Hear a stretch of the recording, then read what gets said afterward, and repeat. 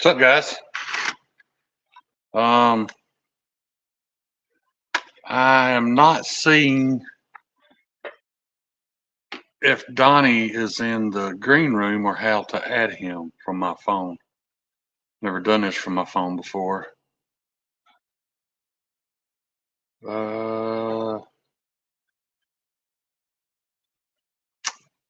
Usually when I do it on the computer, there's a little box down below that shows me when Donnie shows up. I'm not sure if he's just not here yet or if or how to add him. Fake news, Pocket Metal. All news is fake. Your news is fake. You don't want to believe that, but it is. I actually had a talk with the VA administrator about that World War II vet that was raising money for surgery. There are no medical costs that aren't elective that the VA won't cover. So I'm not saying she's a scam, but I'm just saying don't believe everything you see on the internet. What's up, Joe Isabella? How you doing, buddy? Man, I really hope Donnie's not down there and I can't see him. Have any of you guys ever been on StreamYard on your phone? I know on the computer there's usually a little box down there that shows me and shows him, and it usually gives me. I mean, there's guests. Let's try that. No, there's nobody in there. It's for in-home care. Oh. Yeah, I know they have some in-home care services. They even have. I just found out recently they even have like retirement homes for the VA. No cost. Of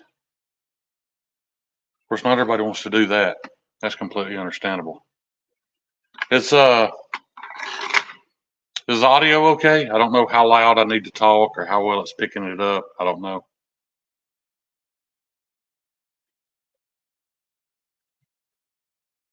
I'll say, Donnie, though, if you're in the waiting room or whatever, and I can't see you, shoot me a text. It'll pop up on my phone, so I know if I need to do something different.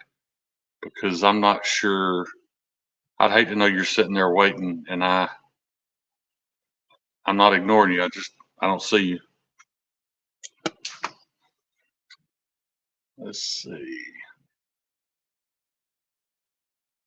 What's up, Demon Ock? How you doing, buddy?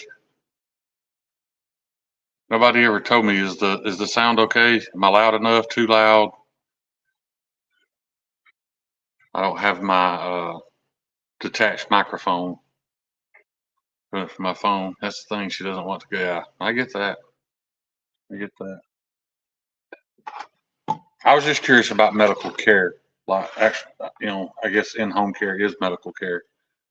But I was just wondering for myself in the future, kind of too. There are going to be things that they just won't cover. And so far, I found out if I'm not connected, in other words, if I wasn't like injured while I was in the military, then the only thing that's not covered for me is like dental. They won't do. You have to be, even if you're connected, because let's say you got your foot blown off. If you're still service connected with VA health benefits, then you still get dental for free. If you're not service connected, then you don't get dental. Everything else I get is free. I like to complain about them. Everybody complains about VA healthcare, but man, I've had some shitty experiences, but they've saved my life 3-4 times now. And, for not a single penny. So she needs a nurse. She's 100. Yeah, that sucks, man. I don't know what the answers to all that are. I just don't know. It's something you have to think about and something you fear when you get old, man. Is somebody going to be there to take care of you or help you? I've got a button down here that says guest, and I hit it, and but there's nobody in there, so I don't know if Donnie showed up or he's not going to be here. I don't know. It's weird to me too because this screen's really wide. Like at home, if I move just a little bit, I get right on the edge of frame. Here, I've got a ton of movement. So I don't know. Does the picture look the same, guys? What's up, Paul? Mr. Kyle Coonley.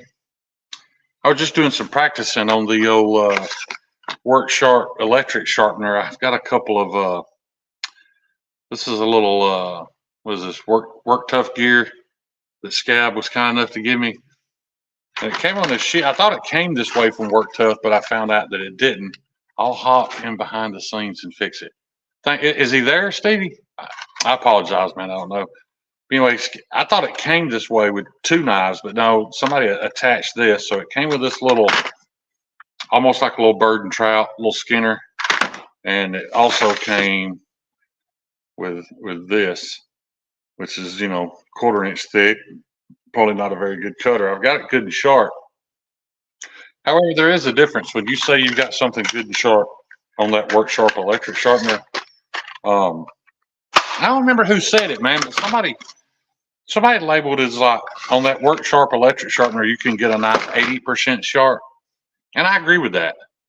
I agree with that 100%. I think it's, you can get a good sharp working edge. You're probably not going to get a hair shaving edge, but, for an outdoors work knife, it would definitely get a knife sharp. Just not, it's not going to be Kyle Coonley sharp. You're not going to get that fine a precision edge off of a belt ever anyway. But yeah. Somebody said Donnie is not here. Okay, I'm sure that's Stevie. All right. Well, we'll wait around. I just don't know how to know when he shows up. Yeah. I'm glad to see that though. It shows you're in there, Stevie. But I had a little bit of work to do tonight. I'm probably not gonna be grinding right now, not during the live stream, but thought I could do some small handwork while I talk. Kind of kill two birds with one stone. Let me grab this knife right quick.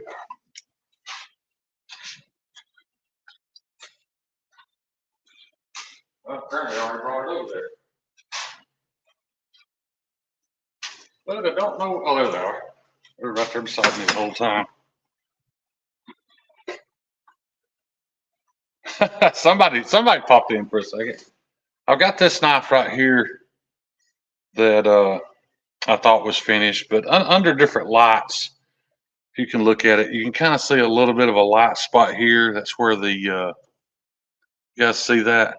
That's kind of where I guess you'd say the canvas of the canvas micarta is not quite polished. And then over here, I had it oiled, so like right there, and the oil was kind of hiding it.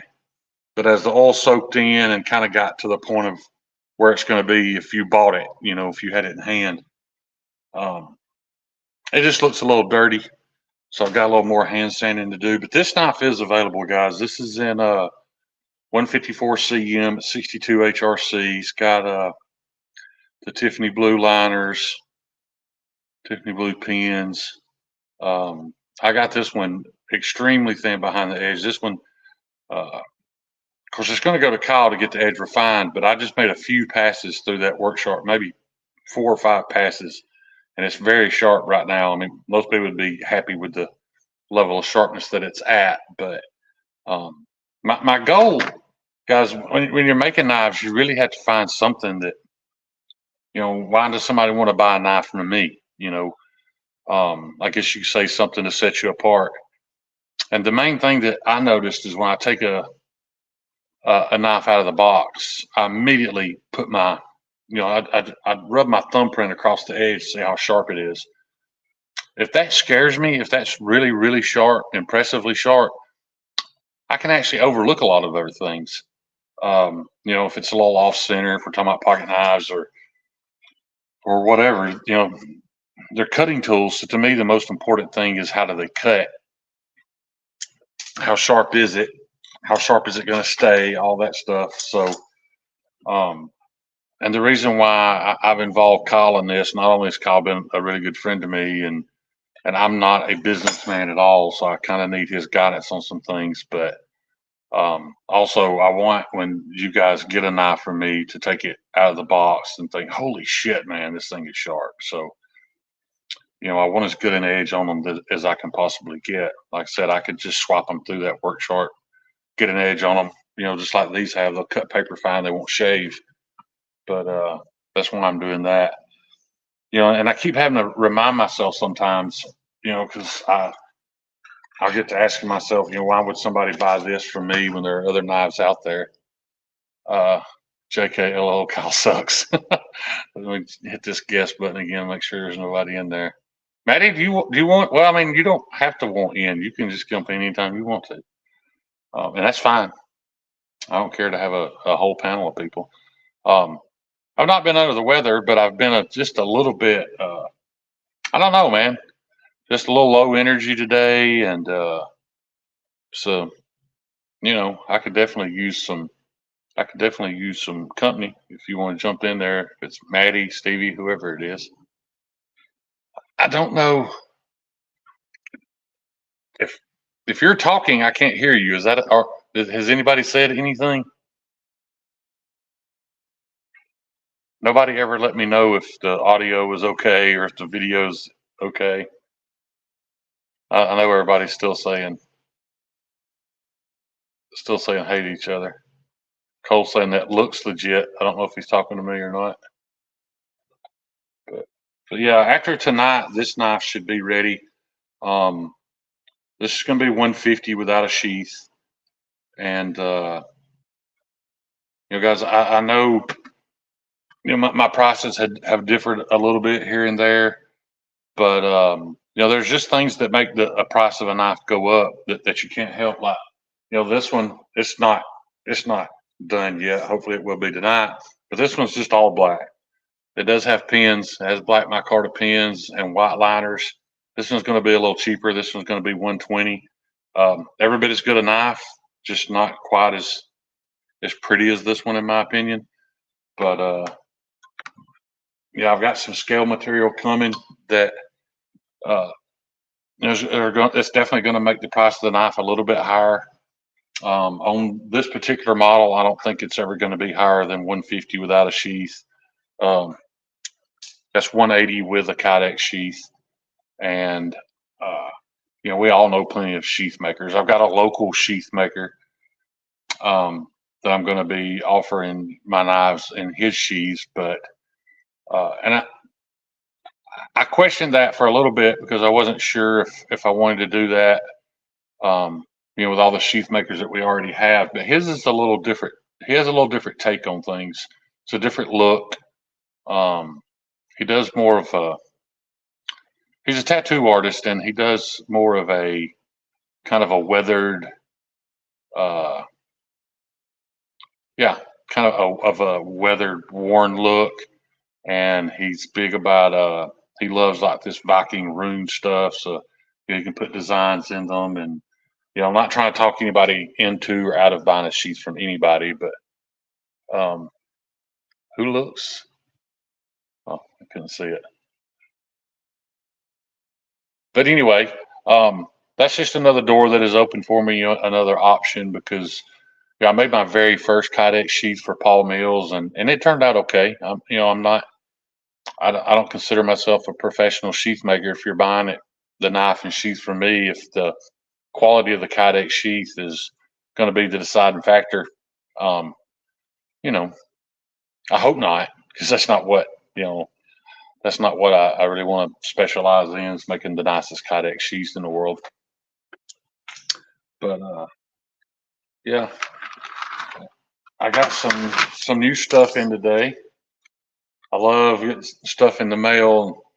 I used to love getting knives in the mail. Now I love getting materials in the mail. But I know this might not be exciting to you guys, but it is to me. But I got these stainless tubes for lanyard tubes, and I got thinking, with the right scale material, I'll even use these as pins. So got those in today. This is the kind of stuff that eats your profit margin up. And it's $25. I know it'll make several knives, but fortunately, I've been paying for all that out of my pocket before I even sold my first knife. There he is. What up? Say something. I don't know if I can hear you. What up? Yeah. I can hear you. Good deal, man. All right. Yeah, sorry, I had to finish up some sci-fi. Do what? I had to finish up. We were watching some fucking sci-fi shit. Oh, I got you. The one thing I can't change, I noticed we're on Maddie's background. On my phone, I don't have the option to change the branding or the the format. So I guess we're just stuck with poop and Satisfaction and yeah, those boys, they're silly.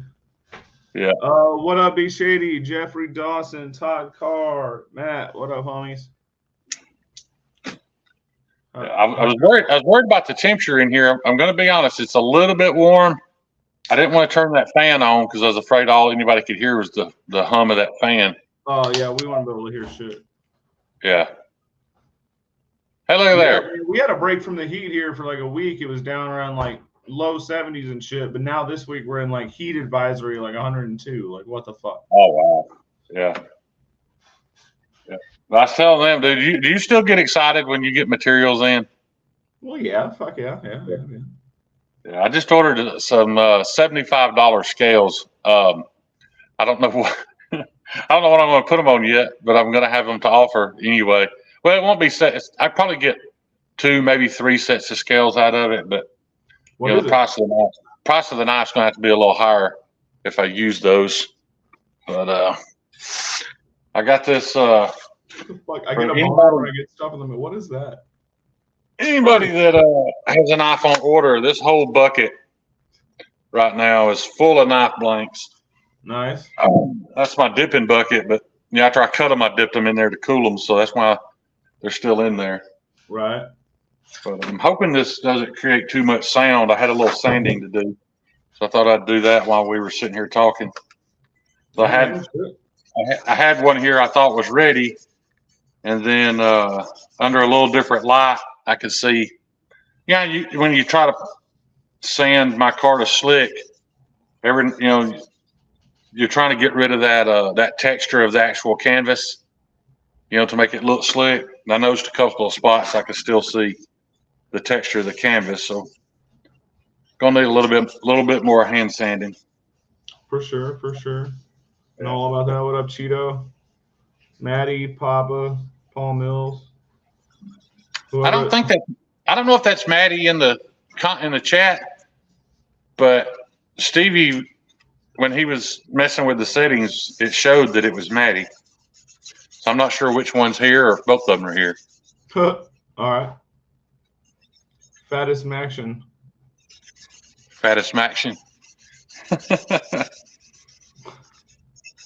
Oh, man. I caught a little more hate in the Tri-State live stream this morning. Frost here, Bear. What up? I said I caught a little more hate in Tri-State's live this morning. Did you? Yeah, not from Tri-State. But, man, his fanboys they're ruthless, man.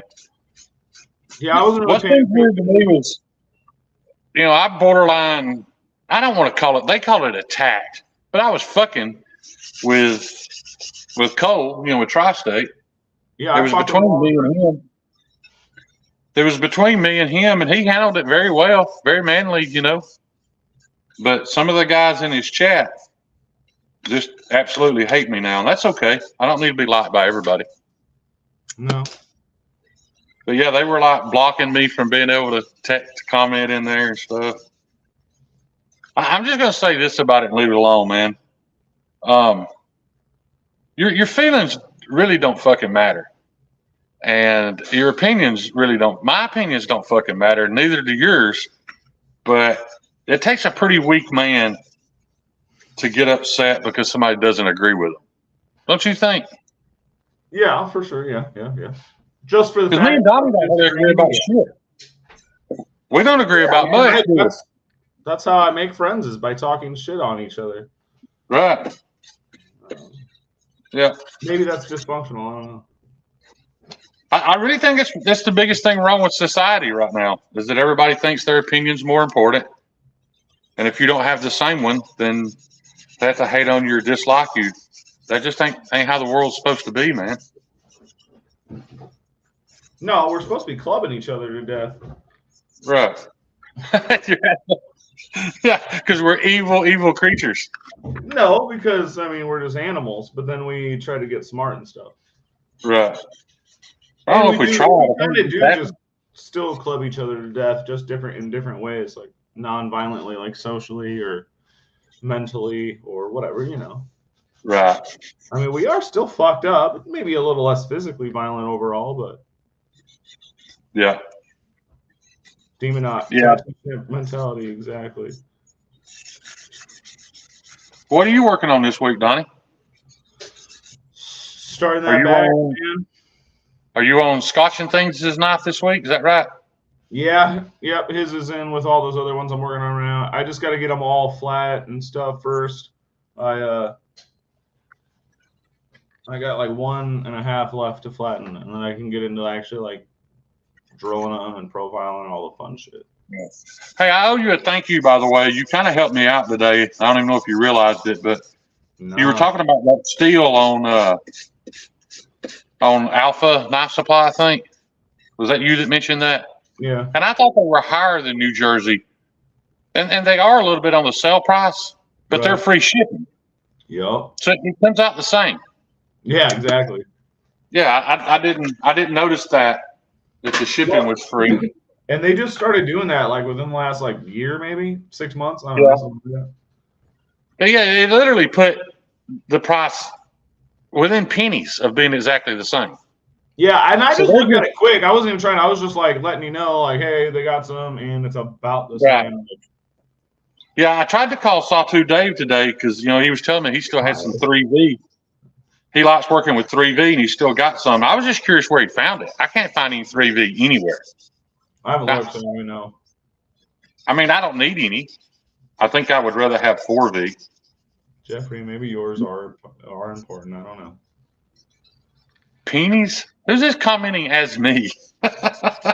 It's got to be Maddie, dude. Because earlier, that's some shit Maddie does. Yeah. Look under your name. What does it say? I'm voting for Kamala. Earlier mine said I get a boner when I get things in the mail. Do what now? Mine said I get a boner when I get things in the mail. It's got to be Maddie. Oh. Yeah. Well, I have been known to fuck with them during their live stream.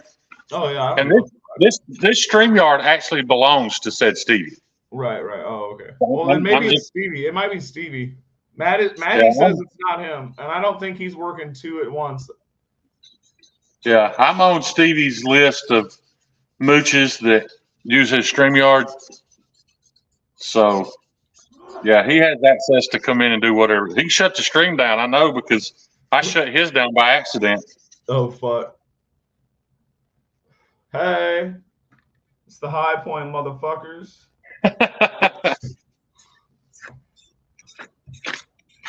I don't know if he's in here. I think the only person right now who has an active order for a polar is and I might be wrong. I don't have my book here. I can't remember which knife Bobo Schnoggin's ordered, but I don't have a whole lot of them left. I know I've got that all black one over there, and I think this one, but I think he was wanting to pick his own scale material. Because I've got some new stuff coming. I'm kind of excited about it. I'm not a big fan of orange, but I've got some what looks like kind of like orange creamsicle vintage paper micarta. Oh, all right. So I ordered some white liners and white pens, kind of add to that creamsicle look. Right. But that's not all I've got coming. But I wanted to show him what I had before, before he got his knife. Kind of let him pick. I want to make you guys sick, but now that I'm thinking about it, I want to look and see exactly how many polars I have left. 1, 2. Edgy, did you just queef? Yes, I've got 5 left, and I've got one that is currently acid washed but not tumbled. That's the only one that I did that to. So those have gone pretty quickly. A lot of those sold local. Nice. I delivered some local knives this weekend, and I can't say I made money because I'm so far in the hole, but I made a serious knock. What up, on Zach stuff? I made a serious knock on how far in the hole I am. Zach stuff in here? Yeah. I found out that Zach stuff's a big fan of corn dogs without the breading. That's not a fucking corn dog. I guess he's just all about the wiener. I don't know. I mean, yeah, that's a hot dog on a fucking stick. It might be a deep fried hot dog on a fucking stick, but it ain't no motherfucking corn dog. What the fuck? Somebody was fucking with him in Justin's live about it. It might even be an inside joke. I don't know, but it's pretty funny. That's just funny to me. What up, B&A? Who? A brand new American. Oh yeah. See, Papa Rhino is in here. Yeah. And I've really been enjoying his Instagram lately. You know, he moved. Yeah. Got some property, I think, in Arkansas, and yeah, motherfucker like got a cave and a river and some woods and yeah, he's been posting some real scenic shit. It's been nice. I think you're thinking about Hawk's Nest Customs. What I think about what? Palmer mentioned somebody having a pallet of vintage micarta. I think he's talking about Hawk's Nest. Is there any legality to labeling something vintage micarta? I fucking doubt it. I doubt it too. So I'm wondering if they can just make it new, but make it look like that and call it vintage. I mean, did they actually steal it out of an AT&T switchboard or? Right. I mean, I don't know. Or and not that I care. Yeah. Yeah. I don't know, man. Like sometimes, I'm weary about that shit, but some of it just fucking really does look old, so I trust it. You know. Yeah. I don't fucking know. I just started getting into all that anyway. Yeah. I really need a fucking blast cabinet, dude. Dude, I'm telling you, look out on Facebook Marketplace and shit. I don't know because you're in a small weird ass town, but yeah. Even if I have to do it like you did, just waste the sand, let it fly off into the. Yeah, just use a cheaper media at that point. Like I said, use a big bag of silica sand or something. Oh, I want it for the scales because I don't mind. Full flag from fucking Tractor Supply or something. Yeah, I don't mind sanding this micarta till it's slick, but in all honesty, not everybody wants slick micarta. Some people want it fuzzy, So I want that option, and I haven't been able to make it happen with. I haven't been able to make it look like I want to with sandpaper. So everybody's telling me, no, you got to sandblast it. Have you tried lightly hitting it on, say, like a wire wheel, maybe? I don't even have one. Oh, okay. I mean, I could get one, but I've never done that. It's just an idea.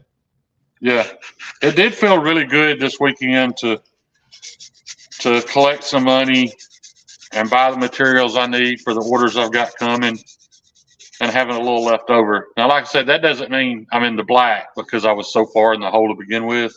Right. But finishing the month up not penniless has been kind of nice. So I only say that to say to the people who have, bought stuff and paid me for stuff, I really appreciate it, man. It's been it's felt really good to see some return on all this. For sure, man. How you feel about me hand sanding this knife and it already sharpened? I'm being very careful though. Oh, I bet. Like I said, I thought it was done, and then I wasn't really happy with it. Okay. One of these days when I have some time, because I fucking just don't right now, but I want to do a little trade with you.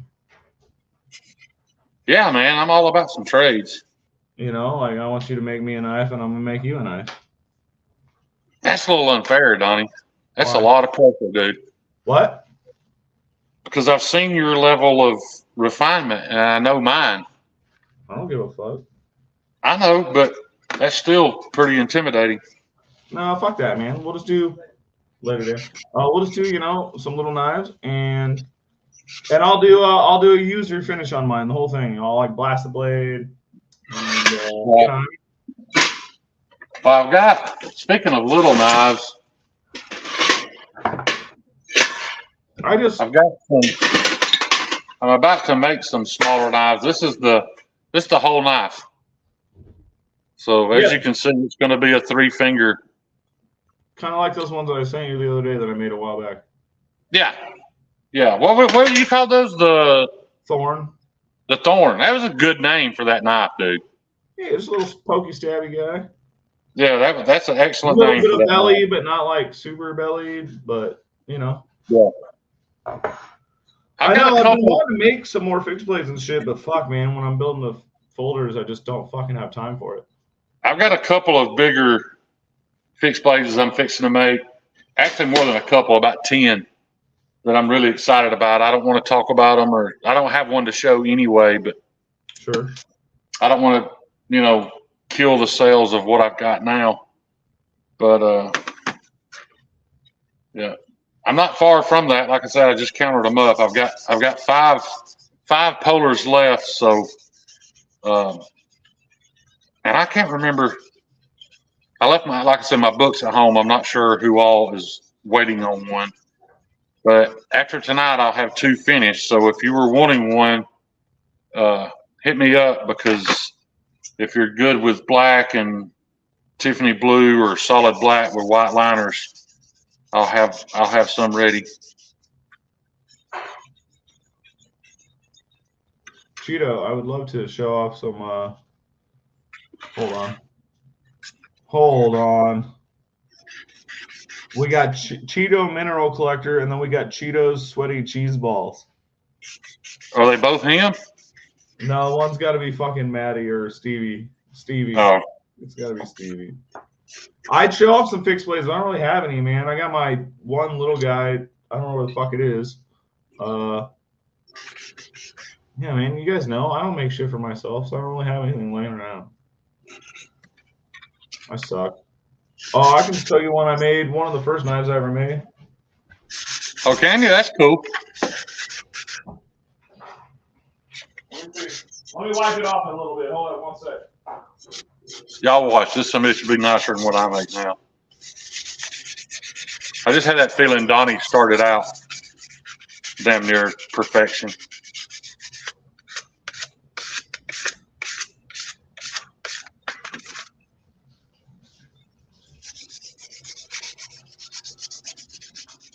I want to ask y'all's opinion on something. I want to wait till Donnie gets back, because I want his opinion too. Oh, I'm here. Unless somebody just wants it. You see, this is black micarta, and I put black pins in it. I'm not happy with it. I was even willing to lower the price. Why? 30, but I don't know. It just looks plain to me. I thought about drilling these pins out and repinning it. No, but man, I like the tonal black. I've made a couple like that. Well, black just because black. Just because I don't like it as much, it's cheaper. No difference in quality. Oh yeah. Hey, let me grab something else right here behind me. I want to talk about too. That's pretty, dude. That's fucking pokey stabby right there. Yeah, it's like my personal steak knife. I made the micarta too. It's like burlap. I died. My light sucks in here. I'll post a picture of it tomorrow.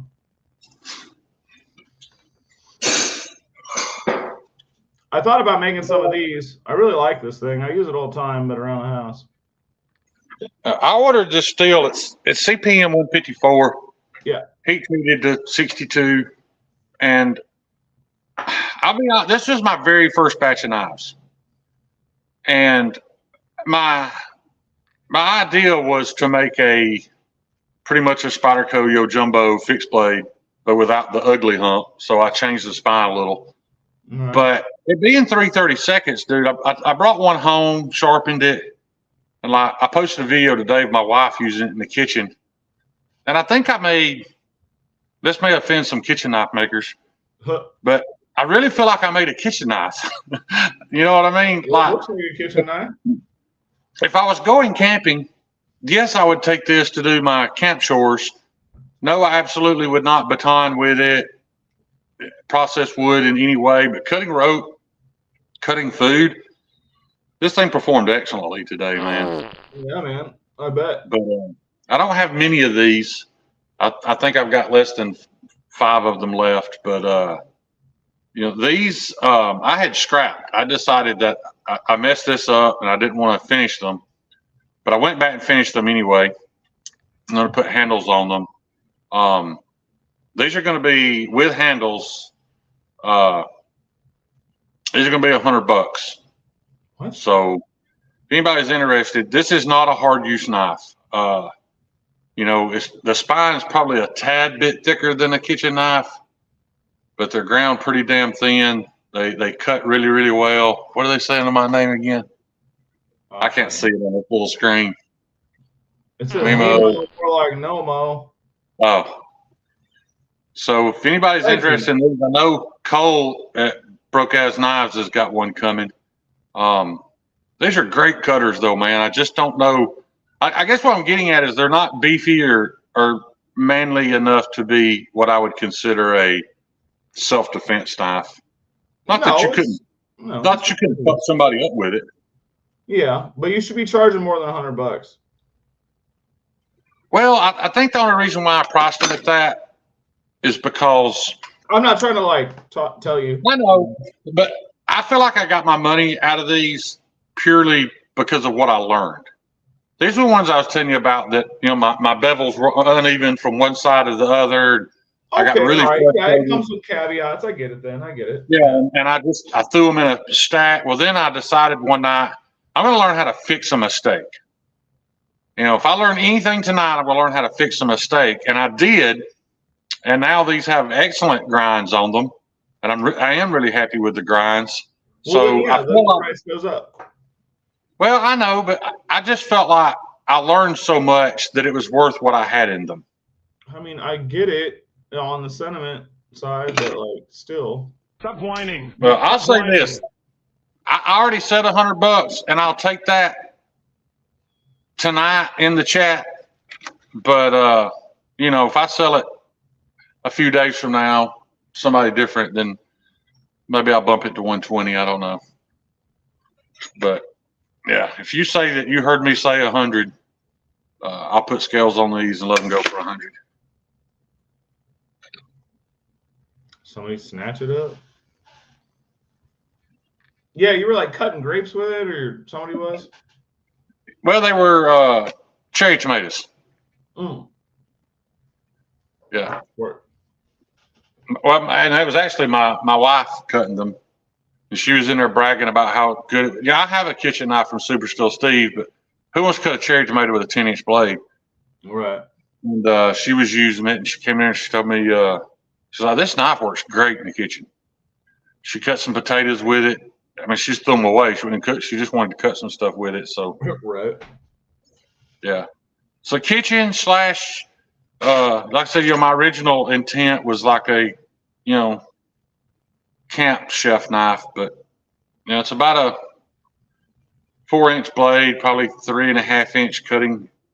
So it's not huge, but if somebody give me a hard time about the handle being so slim, and I agree, I probably did make it too slim, but it works for this knife because I didn't want to put a big bulky handle on it like you would put on a hard use knife, because this is not a hard use knife. MKM, you're exactly right. Kitchen utility. It's a utility knife. But with a great heat treat, it's got a great heat treat from one of the best in the business, and it's a chance to own something that Brian Kim heat treated. So if I had the cash, I'd take one for 100. That's a hell of a deal. I think so, and I won't make any money. Like I said, I'm just looking at those like, I wasted a couple $100 to learn a very valuable lesson. Well, sure, yeah. Yeah. Papa's calling it. Papa, while you're on here, I'm going to grab another one. I'm going to show you the skinning knife I made. You guys don't laugh at it because I will be the first to tell you it's ugly, but I want to show it to you and explain why it's ugly and what my intention was. Hang on. Stop whining. Yeah. I like whining. I'm good at it. Stop whining. No. Oh shit! Now I'm not sure where it's at. You son of a bitch. I'm gonna tell my mom. I'm gonna tell Penny. Stop whining. Just saying. I take that back. I have several of the kitchen utility knives. They just haven't had bevels ground yet. I thought I should have more than that. Stop whining. Nat, Glocks are ugly, but I love mine, buddy. All right, I want to explain the process behind this knife. Oh, you had a process? Yeah, because I don't even like the looks of it, but it was very purposely shaped.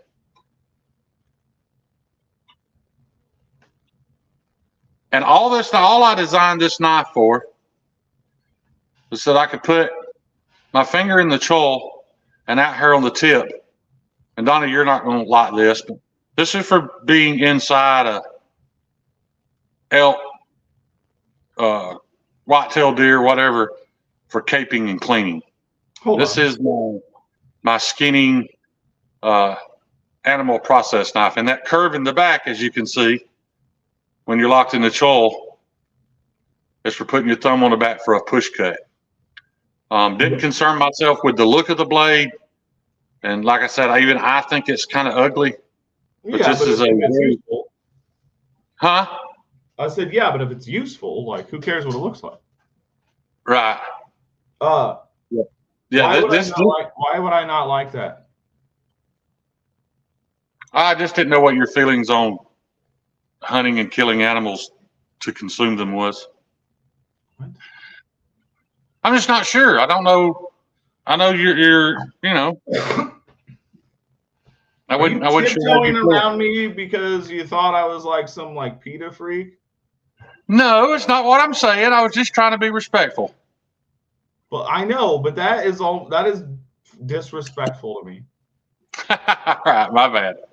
But anyway, Papa Rhino is going to be the first person that gets a free knife because I know he will use this before I even attempt to sell them, because I want to hear from a guy that is in the field all the time, and I want him to test it and let me know how useful it is. Because if it's not useful, it's worthless. Right. Yeah. It's not pretty. I mean, I guess it would make a decent EDC knife. I wouldn't carry it. There's so many better looking knives out there, but but there's a couple knives that are ugly as fuck, but they're classic, like the Nessmuk and the fucking it's like a Canadian belt knife, but it's kind of like both. Oh, I know exactly what you're talking about. They're both ugly as fuck, but they have a purpose and they've been around for a long fucking time. But if you were cleaning a beaver for its pelt, you'd understand why they carry that knife, and that's what I want to know. You know, I was just trying to make what I thought was a perfect game skinning and cleaning knife. So hopefully, hopefully before hunting season gets here, I can get Papa this knife so that he can test it out and let me. And if he says, "Hey man, it don't work any better than a $30 knife from Walmart," then I'll give him away as Christmas presents or something. Right. No, I do fully support killing shit and eating it. Yeah. I'm all about that. I hear you. This one was a little lower. It's still Nitro V at 61.8 should still, I think, should still easily clean an entire large mammal without needing resharpening. Palmer, they don't have to be clean. This man has a superpower. I am immune to STDs. That's right. That's right. I say that. I'll piss fire in the morning. Yeah. That's right. That's right, Papa Rhino. But I'm excited about that, man. And I'm not saying there aren't other outdoorsmen in this bunch, but be mad at me if you want, but that's who I picked. You know, I don't know if Cameron Haynes would accept a knife from me and tell me how good it is, but I'll take Papa Rhino's word for it. Yeah. I'm trying to pay attention more to the chat tonight, guys. So if I'm not, yell at me. Yeah, I'm on this small screen. It's even harder for me. Like the ones that I guess Maddie, somebody is putting up on the screen. I can't read them at all. Right. Yeah. Also, I just But know this one that is going- generally when I get on here with you, I get all fucked up, and I just bullshit with you, and I don't pay attention to anybody. Yeah. This knife is going to Cole. I kind of told Cole about it. Broke ass knives. I got really confused, dude. I was giving away this Weird. knife. I was giving away this knife, and Stevie won it. And then I thought I seen in the comments where he said, give it to Cole. And I said that. I was like, that's really nice of you, Stevie. Well, his very next comment was, I didn't say that. But it was a completely different conversation. He did say, give it to Cole.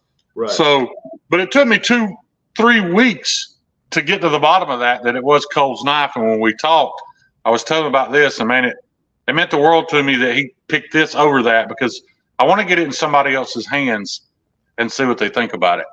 For sure. There's Steve right there, scotching things. Oh shit! What up, dude? What up, Scotch? Yep. So that's all I've got right now, and I've got another design in the works. That's what all this slightly thicker Nitro V is for. So when I get off here tonight, that's what my plan was to start shaping that stuff. So I'm going to try to keep it kind of under wraps, at least for the next couple of weeks. Yeah. Because I'm not selling those until all these are gone. And if anybody mentioned in the chat that you want one, I probably didn't see it. So just hit me with an Instagram DM. And of course, anybody interested in anything from Donnie, hit him up too. You know, we're not, we might be shilling, but we ain't shilling Chinese. That's right. But I want to tell you guys something though, man. I would highly, highly recommend, I don't care who you are, what your living conditions are, make something. I don't care if you start whittling sticks into raccoon peckers. Make something, dude. The feeling you get when you finish it, especially once you get to a point where you're proud of the product when you're finished, dude, it's priceless. It really is. Especially if you have any issues like I do that you're trying to overcome, the things that will do for your mental health, man, are huge.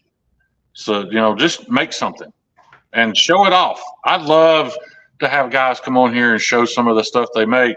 You know, Donnie's kind of until he decides not to, he's kind of my full-time guest, but I am planning on having other guests. So you should. There might be somebody who's not here. Alex Steingraber agreed to come on one weekend. That'd be cool. Zach, Yeah. buddy, I'm sorry, man. I don't make fast enough to have anything to show off, man. I got my beater Ripley. That's all I got. It's got some resin on it. Let me just get that off there. Is that what you use in your shop? Your Ripley? Is that what I use? What? Is that your shop beater knife, your Ripley? Yeah, it's my everyday knife. I've been carrying this for like a year and a half. Just in case y'all are curious, the only knife I leave here that I use in the shop, some of you are going to be mad at me because it's nearly a grail to some people, but you know, that's what I open all my packages with. When I say I don't just mean the cardboard, the shrink wrap, you know, it's got, if you can see it, it's got resin on the blade right now, but that's my folder workhorse in the shop. But that's only, the main reason that is because I haven't finished a knife that I made that I hadn't sold, so I don't have anything for myself yet. Right, dude. That's what I'm saying. All I have is this proto I made. I made this a year ago. You know what I mean? Like over a year ago. It works okay. I got you. Jeffrey Dawson, thanks, dude. Yeah, just holler at me, man. We'll figure it out. Yeah. Crispy, I'm not gonna lie. I'm glad you changed your name back. I've changed my name a few times. I get it. But man, it is so hard. It's so hard. You feel bad because you miss saying hey to somebody because you forgot that they changed names. Space Coast, it is Ripley after Alien, yes. Yep. Donnie's a big sci-fi guy. Hell yes. Yeah. That's why the new one I made for Iggy, it's like a shortened one of these. That's why I call it Newt after the little girl in Aliens. Really? So I didn't get that. You really need to be pushing that because you'd be shocked. A lot of people, even me, dude, I won't hardly carry a knife this size anymore. Once I started carrying a pair of 3 and got into something smaller, I Right. enjoyed a lot more. You may sell even more of them smaller. Yeah, no, and I ended up really liking it. That's why I decided to like name it and offer it. I'm gonna take. There's gonna be 2 of them at Blade West. Oh, okay. Good deal. Good deal. Yeah, because my next knife I'm offering in 2 sizes. Actually, the 2 sizes are right here. I'm offering a 9-inch overall and 11-inch overall of the same knife. Word. These are the ones I hope to have at the Blade Show and whatnot. But do you know if they'll let us split a table at Blade Show, Donnie? I don't know. I mean, you could just show up and like be at my table and give me half the money. Right. Well, I want to be honest with you. Yeah, I just don't know. I don't know if they inspect that or if we could get caught or banned or I don't know. Right. Well, I know Billy Ford and I had talked about it, but the only downside to that is nice. I can't wait to see it. Is the reason why I would be comfortable doing it with you is because we're not in. I hate to use the word competition with each other, but I mean, when you're sharing a table, that's real life, right? You don't make what I'm making, and I don't make what you're making. You know, I wouldn't have any. I'm not gonna have any folding or fixed blades. Right. Where Billy and I are kind of on the same level, you know. Yeah, it'd be heartbreaking for either one of us to watch the other guy sell a bunch and one guy not. So I don't know. Yeah. Matt. Yeah. Well, looks like Mattis Fashion's joining or trying to join again. He did that earlier. Yeah, I think he's just fucking with us. Yeah. Yeah, man. I mean, I already got a table for Blade in Atlanta next year. So if you want to risk it, or just come hang out at the fucking table, we'll have a little sign we can throw out and take off. Like, I don't fucking know. Right. Do it all fucking pirate style. Yeah, and I don't have a legit business yet anyway, so. Like I fucking do. Yeah, I mean they could all be blessed knives for all I care. It was like we showed up, we like 10 minutes before the show started, like the first day or whatever. And these Aussie dudes next to us had already like tried to take over our table, like we weren't showing up. And so we get there and settle in. I was right next to Steven at Gecko Customs, and he's like, "Oh man, we didn't know if you were gonna make it." I was like, "Fuck man, I didn't make knives to be on a schedule, bro. I didn't tattoo to be on a schedule. Like, show starts at 10. I paid my fucking table price. I will fucking show up when I want to." Yeah. Yeah, and it's not like you're Oz Machine Company and you got to be there when the doors open to sell out in 5 minutes. Right. Yeah. Nothing wrong with that.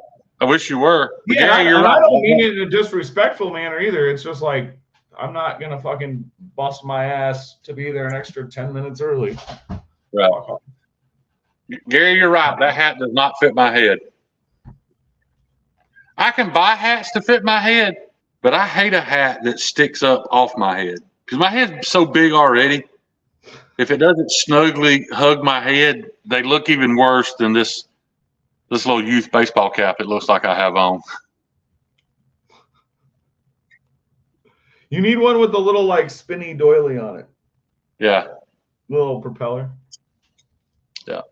Chicks like my little hat, so it's all that matters. Shane's truck doesn't fit his head. Yeah. I'm not in my truck tonight. I'm in my wife's Subaru, and it certainly does not fit my head.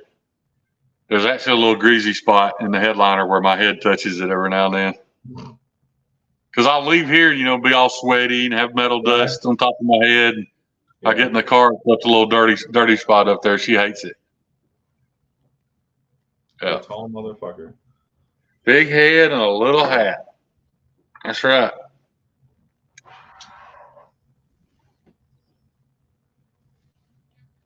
Well, I've broken a sweat already sitting here, but it's not miserable. Not too terrible though. Nah, it's okay. It just I don't want to put up with the noise of that fan. It's gonna be pretty bad. But I do kind of like not being, restrained to my chair in my room. I kind of want to do some counting. I want to see how many blades I've got, whether they're finished or not, total. So I got 1, 2, 3, 4. Whoa, I forgot it spins. Whoa. Stop whining. Got 4 there. 5, 6, 7, 8, 9, 10, 11, 12.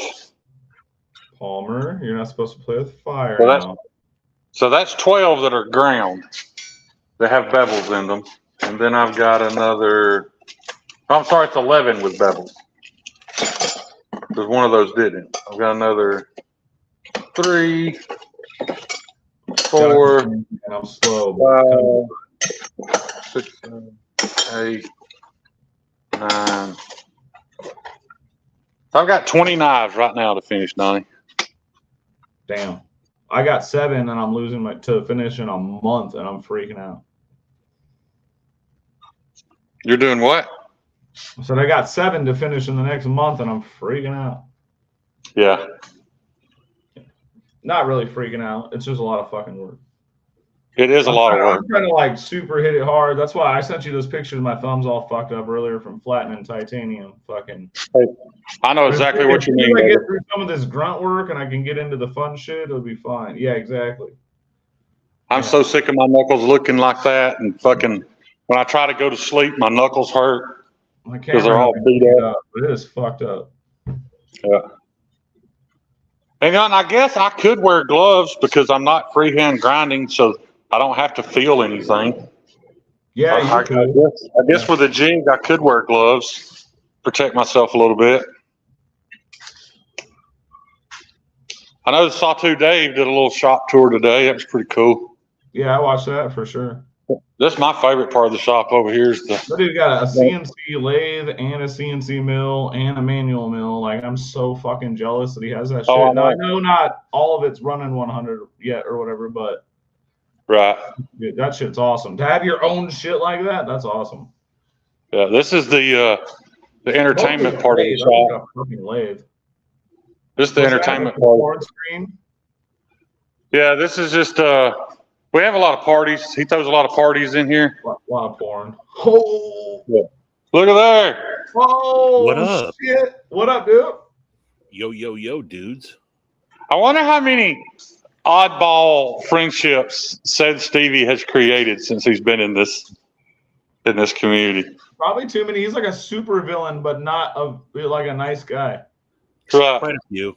He puts a lot of fucked up people together here. Yeah, because you and I wouldn't have been friends if it wasn't for Stevie. Fuck no. Yeah. No, I know Doom and you and fucking all kinds of motherfuckers. I know Nuz because of this dude.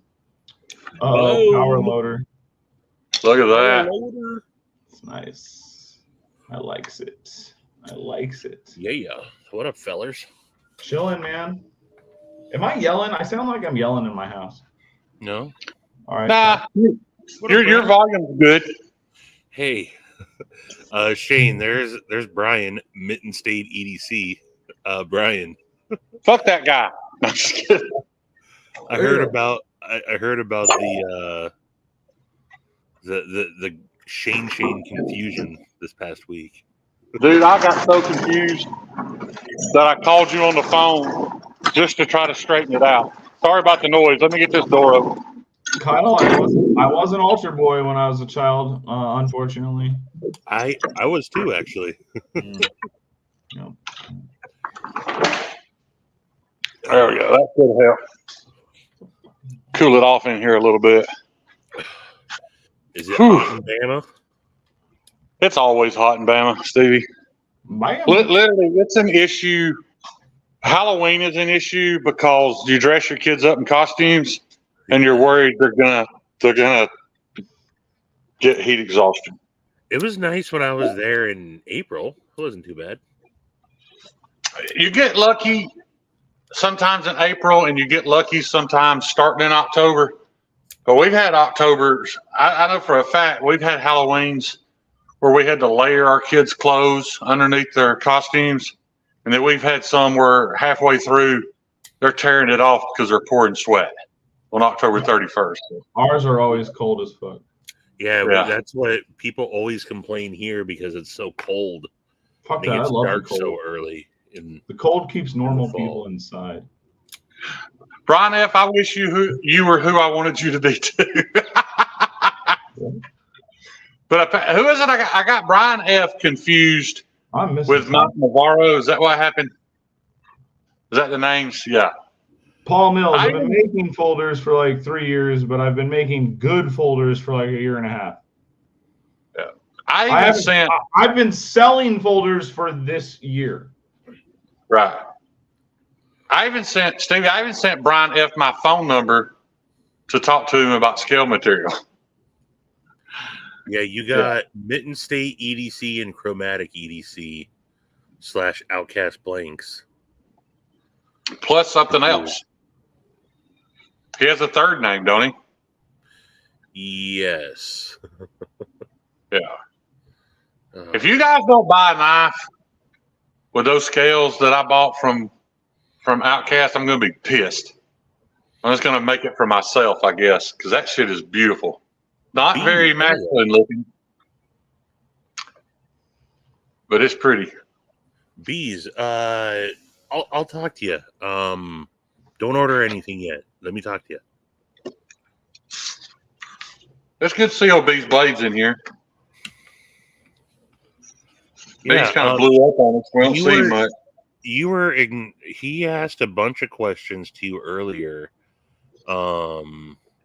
This one is also asked Shane to show the he was talking about the fixie you were sanding earlier. Oh, I'm actually still sanding it, but this is it right here. This one's I call the Polar, just POLR. Yeah, you need when you name a knife. When you name a knife, you need to spell it so us normal people know how it's actually pronounced.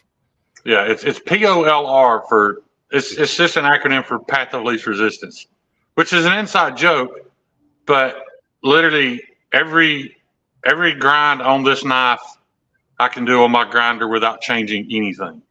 It required no other tools. I didn't have to have something special to cut a finger choil, and that's why I named it that. But yeah, and this is 154 CM at 62, 63 HRC from Steve Kalari Custom Knives, and this one's 150. It's a pretty knife. It's 9 inches overall, so probably about a 4.5 inch blade. That's awesome size, dude. Yeah, but it's flat ground fully. It's ground as thin as you can grind a 1.5 inch tall piece of steel. Because it goes from the spine to the edge, so you can't go any thinner without a hollow grind, I guess. And I've told everybody this also is not a hard use knife. It's a size where you think it could be, but at that HRC, I wanted to make a really good cutter that would hold an edge a long time, and that's what this is.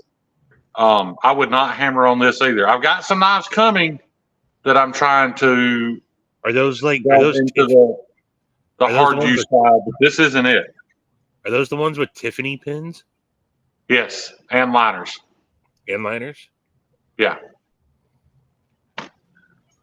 Yeah, and like I said, I just counted them. I think I've got 3 more to put scales on. So. Yeah, that's why I was talking about this one. Just I don't know why I decided to do black pins, but it just bores me. Well, Paul, I'm sure it's tougher than I think it is. I just don't want to mislead anybody about what it was designed to do. Right. Yeah, like I can take one of these right now. 154 cm. Huh? You said it's 154 cm? Yeah, these are CP and 154, but those are 154 CM. Oh, well, I don't I have can take any. this right now. And you see that fine I tip? don't have, all right, yeah. I guarantee you, if I drop this tip down on the concrete, it will snap. I'll show you. I mean, I'm not going to do it because I've already done it. But I've got one Any right knife here I that I've have, got to. the tip would break. Water. Any knife I have, the tip would break. That's the result of dropping this knife tip down on concrete. That's what. Yeah, that's why you don't do that. But keep in mind, it's high HRC, That's what I'm saying. That's 154, way out for CPM or and 154. it's ground very thin. So that's just going to happen. Yeah, it'd be like dropping a chef knife. What's the difference between CPM 154? One's the powder version. Yeah. Basically. The CPM One smelled it from like bars, one smelled it from like or pellets, and one smelled it from like powder or some shit like that. Gotcha. That's basically what it is. The CPM is supposed to have slightly higher edge retention and it's supposed to be slightly tougher. But I've mentioned this a few times, and I know most people don't care, but there's a couple of custom knife makers doing some testing right now, kind of proving the whole world wrong about 154 CM, because they're doing a custom heat treat recipe on 154 CM and S35 VN, and both of them are outcutting Spyderco's K390. So, and I don't think I feel that's just going to happen with our progression of learning metallurgy and learning how to do intensely specified heat treating. They don't think it's a progression in the metallurgy as much as it's a progression. This is going to be a boring topic, so I swear I won't spend a minute on it. No, it's a progression in the heat treating. Yeah. See you guys later. Heat treat protocols are written by large knife makers like Spyderco. Spyderco decides we want to tool this steel at this HRC. So Peter starts treating it at that HRC. Well, when you send your knife in to have it treated, you don't understand. They don't just take your knife and put it in the oven by itself like Donnie does. It goes in with 1,000 other blades. So it's been treated at somebody else's standard. And so that's all we've ever experienced is that same standard over and over and over, because some large knife company decided that's what they wanted to tool it at. So most people have really never experienced what S35 VN or 154 CM, or even in some cases 14C, what it can actually do. I think 154 used to be called 440 modified back in the day. Oh, yeah. These guys haven't gone public with it yet because there's still a lot of cut testing to do, and they're trying to find out how much it's lowering its strength, how apt it is to snap. So, this is an old file, and this thing, I beat the fuck out of this motherfucker. Yeah, dude. When I set this station up, Donnie, I had a pile of files from the 1950s over there in the corner, and that's what I came in here to do, was to make a bunch of 1084, 1095, whatever that shit is, out of files. I only ended up making like 2 out of, actually I made 3 or 4 out of files, and then I was fucking over it. I was like, no, this is retarded. I gotta get some real steel. It's a lot of work. Like proper steel that's like in the proper state for working, and then harden it is what I mean. Right. Yeah, dude, that's a lot of work. Files are mystery. Like some of them, you can look up the older ones and you can figure out exactly what they are, but otherwise, it's mystery steel. Yeah. Well, those files are very, they're already controversial because they came out of the Monsanto plant. Oh, that means. Yeah, my wife's grandfather retired from there, lived to be 90-something years old, and was bathing in all those chemicals every day. Died of natural causes. So I'm not saying that defends Monsanto, but when he passed away, he spent several years in the maintenance department. Banana papaya, pretty fun. And apparently, he was bringing home a fucking lunchbox full of tools every day out of that plant, because his entire basement. And what's weird was, like, he had 100 of everything. Yeah. I guess it just became habit. Even if he didn't need it, he just kept taking it. Man, I wish I had a gig like that. I'd have fucking robbed him blind too. Shit. Yeah. A big corp? Yeah, fuck that. So you said you have 20 blades that are they're heat treated and sharpened and just ready for scales? No, all those 20 are heat treated and shaped. Oh, toll. Okay. There's 12 of them Drink water. that have the bevels ground. Palmer, stealing is a sport. Sorry, you rich folk don't understand.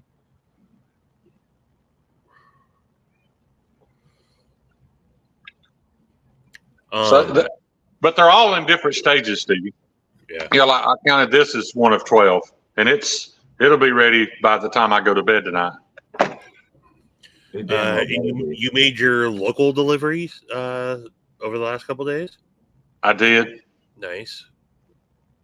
Do you want to talk about how much I collected? I don't want to say it. That might be bragging. I was very proud though, dude.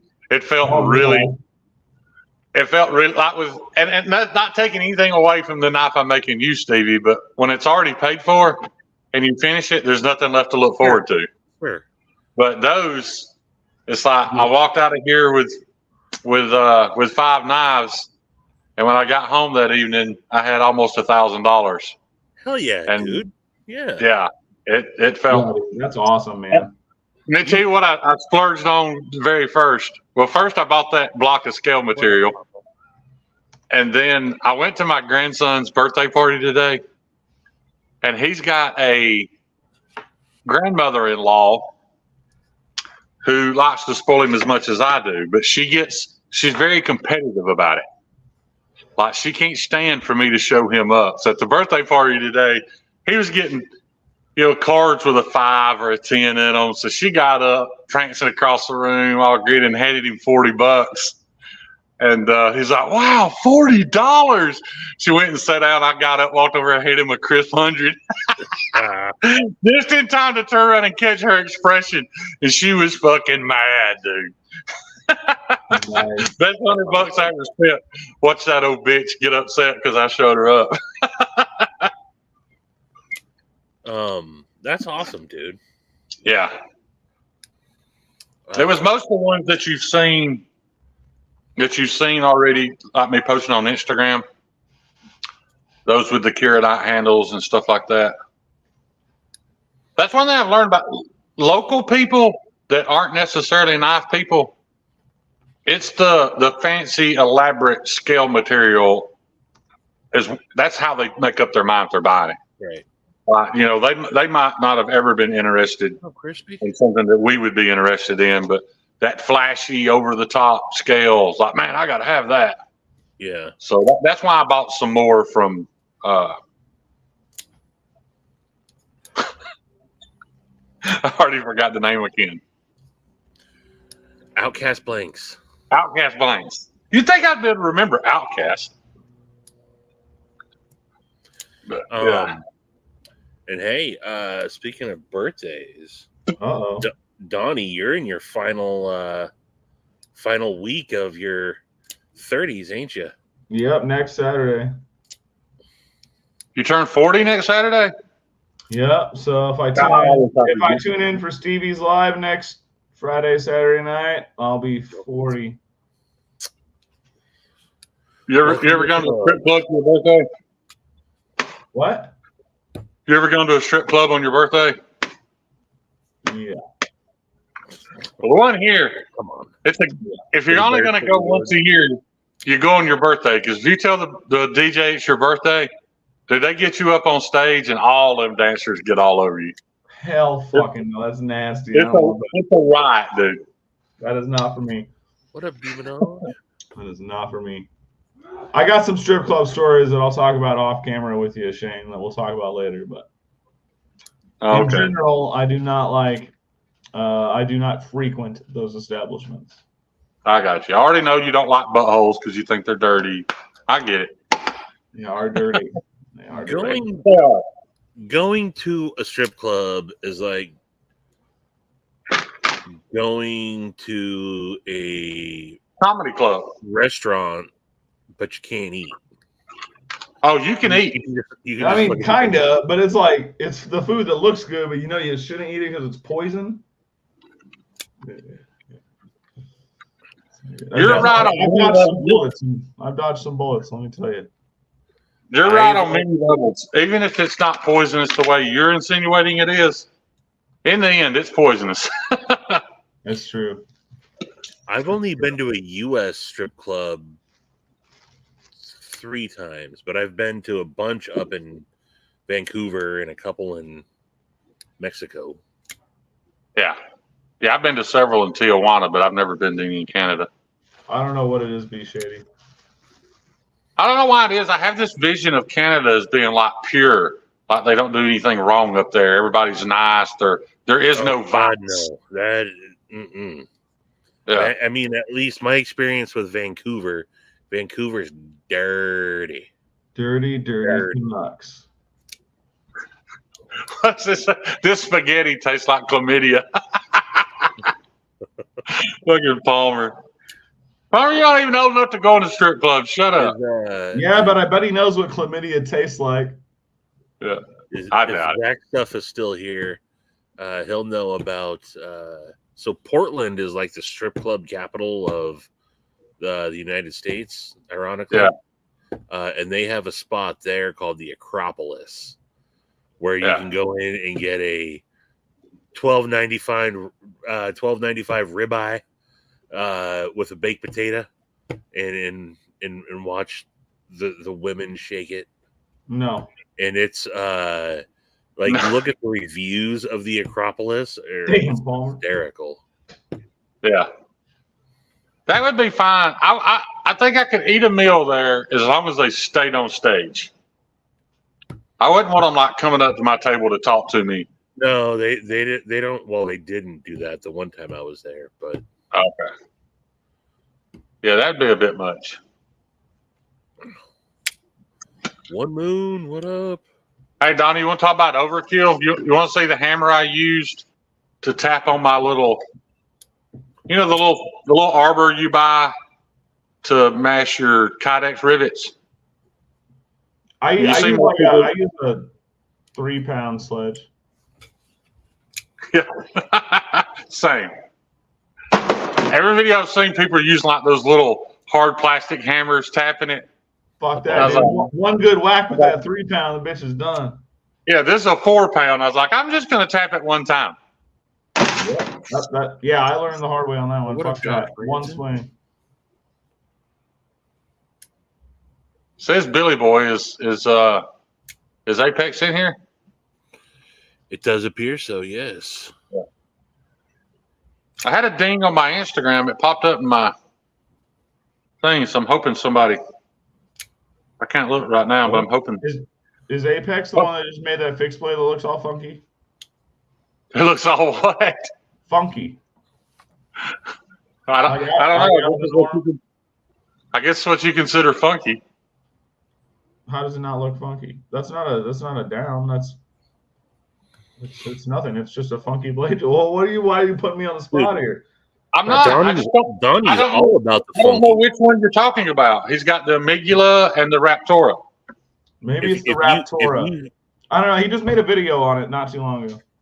I mean, look, Donnie's king of the funk, man. That's what I'm talking about, man. It don't get funkier than this. That's right. So funky is a term of endearment.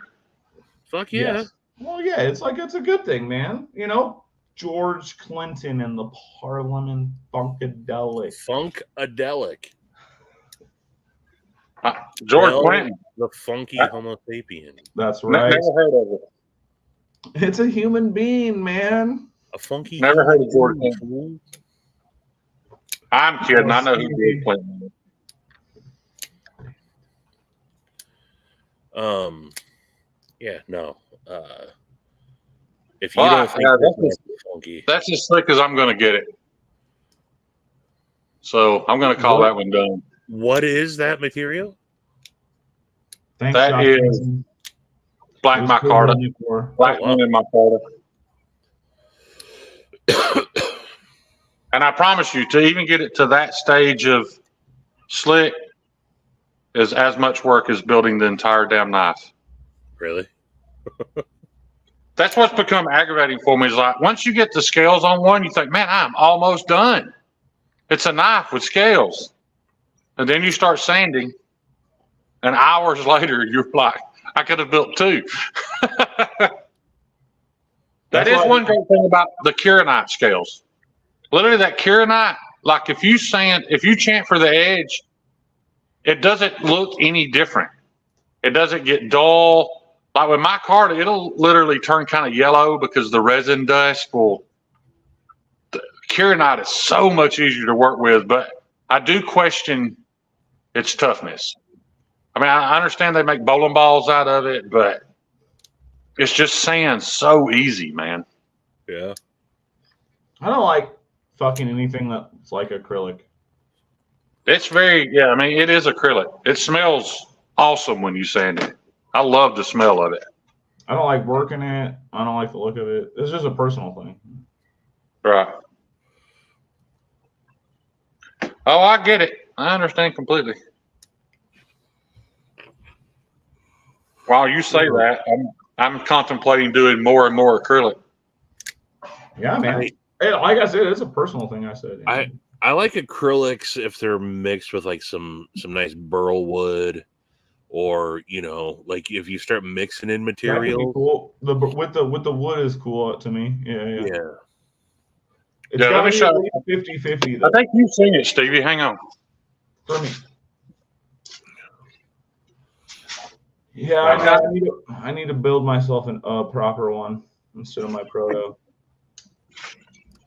I was serious when I was talking about Carcos, man. I'm gonna build a lefty for myself. Yeah, this is the scale material for scotching things is knife. Right. I was there when you bought that.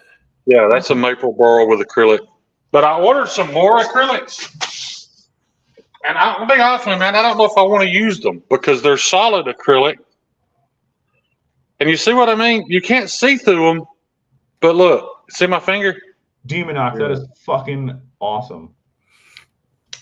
I don't know if I like it. That's super fucking bright. What is that called? Yeah, it's neon green. I've got a bunch of different colors, but they're all they're just not solid looking. So I don't know if anybody would want that on their knife or not. It looks more like chartreuse on my camera. It looks like yellowish green. It seems like those would be better for liners. Yeah. Yeah, and now like the red, the red doesn't do that. I don't think.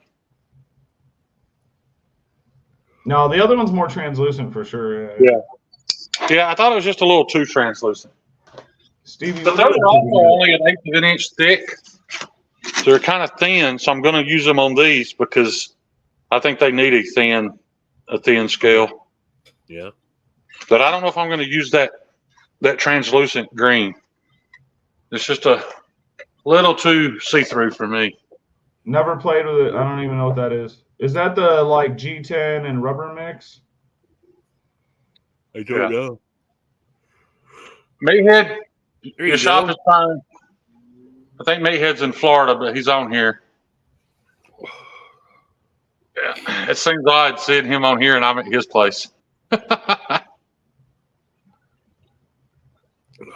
Stevie, what are you doing tonight, man? Just hanging out? I'm just hanging out, man. Nice, Sunday. nice. Cue Ball was in town. Went and had a late lunch with Cue Ball. Nice, nice. Yeah, I just been chilling today, man. Been a lazy Sunday. Have you met Cue Ball, Donnie? No, but I want to shoot pool. Huh? Yeah, Cue Ball's a super nice dude, man. Very friendly. Yes, he is. Yeah, he's probably taking money Kyle. too. No, I did not. That was a one-time thing. He just he just buried his father today. That was I was not going to participate in that shenanigans. Oh, he just buried his dad? Yeah. Man, that's I wish I could have mourned my dad's death. Hello. I feel you. My dad he bit it like, I don't know what the fuck it was, like 7 years ago. Right. He fell out of a tree. Yeah. Yeah. Super Dude, fucking I'm random. alive, man. I tried to explain that to people, I mean, and yeah, I was sad. Don't get me wrong. I don't mean to make light of it, but I mean, it is funny, and that's what happened. You know what I mean? Like, I've already way come to terms with that shit a long time ago. well, that's what's weird. See, I didn't even get to do that. I hated mine so much that I didn't even get to. We were good, but my dad's kind of weird, man. Like, as close as my whole family is, like, he's still at a distance to him. Like, he was raised real fucked up, like, poorer than I can even imagine being poor. And we were pretty, like, not having money. He's just kind of weird dude, super nerdy and smart, quiet, fucking, but violent at the same time. Not towards us, but, like, anybody that fucked with us, dude. I was like, what the fuck? But, yeah, I don't know. You know, it was a weird thing. Life's weird. Yeah. It's not just weird. It's a different weird for everybody too. That's Oh, most definitely, for sure, man. like I get super upset on Father's Day, not because my dad died, but because I don't care. No, I feel you, man. Like, and that's, again, different for everybody and stuff. Josh Branson, exactly, man. Like, I don't know. Like, yeah, like, I'm totally over it, but, like, I can't say that it doesn't still affect me. You know what I mean? Like, Yeah. Right. I found out my father died a few months ago. I didn't know the man. And I didn't think it would affect me. Then I'm like, God damn it, it does affect me. Yeah. So, but oh well.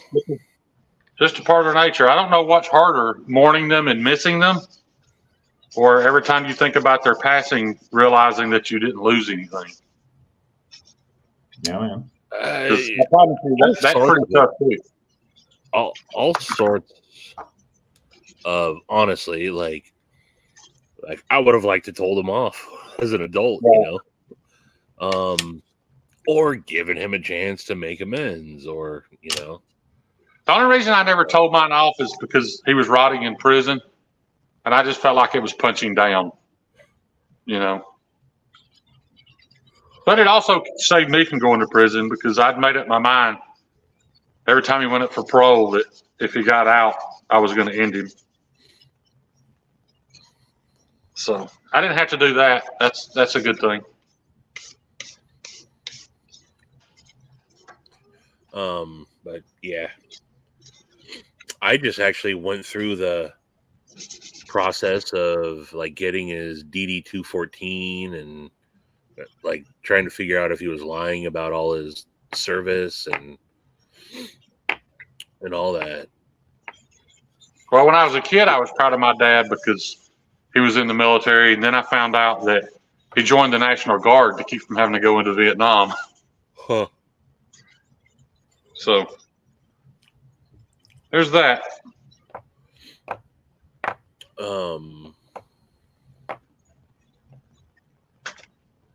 But I lived vicariously through one of my closest friends, Pops, and he's actually the reason why. Like, I know we've talked about like believing in ghosts and all that. I don't know, but this dude, I've only had like 3 or 4 like dreams where I swear to God I'm not dreaming. Like it's so real. And my buddy's dad, his name's Paul, has like shown up in my dreams and like talk to me. I wake up going, weird? What the like, it's the craziest thing ever. Yeah, I've only had a couple of those dreams, but not like that. But anywho, sorry, I come on, we start talking about knives. I had a buddy of mine. He was considerably younger than me, man, but I loved him like a little brother. He died of a heroin overdose. And I really struggled with it for a long time. And it was really weird. Man, one night I was asleep and I had a dream. It was just me walking up, and I recognized the lake. I was walking up to this lake that me and Tyler used to fish in. And Tyler was just standing there on the bank of the lake in my dream. And when I walk up, he just turns and and gives me that little crooked grin of his. There wasn't a word exchanged or anything. He just grinned at me. And it's weird how profound that affected me because I was okay after that. You know what I mean? Where I wasn't before. Yeah. Well, I may call that one done too. I don't want it as shiny. It's a little flatter than the other one, but I'm digging the look of that. I really do. Yeah. I think that's legit, man. Yeah, it's coming Well, along nice, man. it does have white liners. I don't know if you can see that. And I just feel like I should have did white pins. What a fatty. I actually came here tonight with the intentions of drilling those out and replacing them with this stainless steel tube. But I'm also worried that if I try to drill it, I'll fucking ruin the whole thing. Someone earlier asked, and I don't know if you saw it, you gonna do anything with mosaic pins? I am, but I just hadn't felt like I did anything. How do I put this? I feel like mosaic pins belong on kind of a mosaic knife. Does that make sense? Something fancy and dressy. And I don't feel like I've made anything like that quite yet. The only thing I have with Keith put a mosaic pin in the one that he made me. Yeah. Oh yeah, that's cool. Billy, that purple Kieranite's gone, man. I'm sorry. But I'll be glad to make her another one.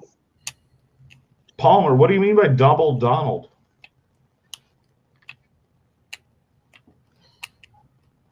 Double Donald.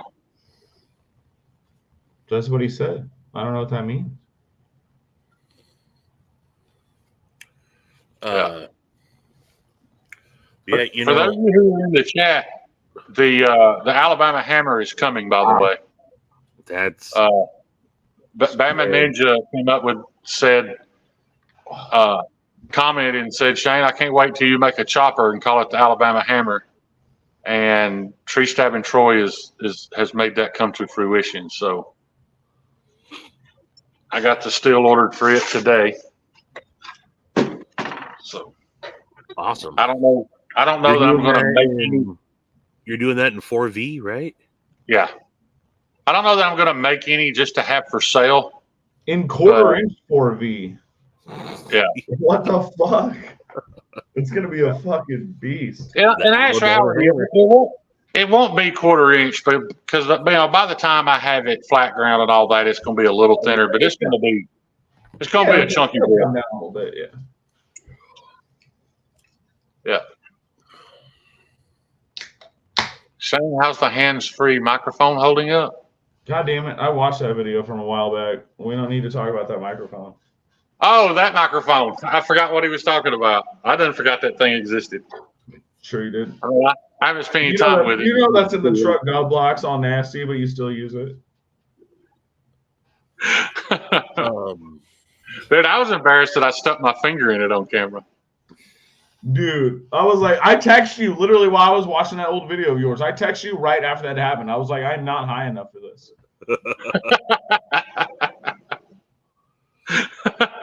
I still don't know who bought it for me. Somebody purchased it and had it shipped to me. Nobody ever fessed up. Did Maddie ever find out who sent him his Mannix? It's probably no idea. Nope. I'll say this one more time.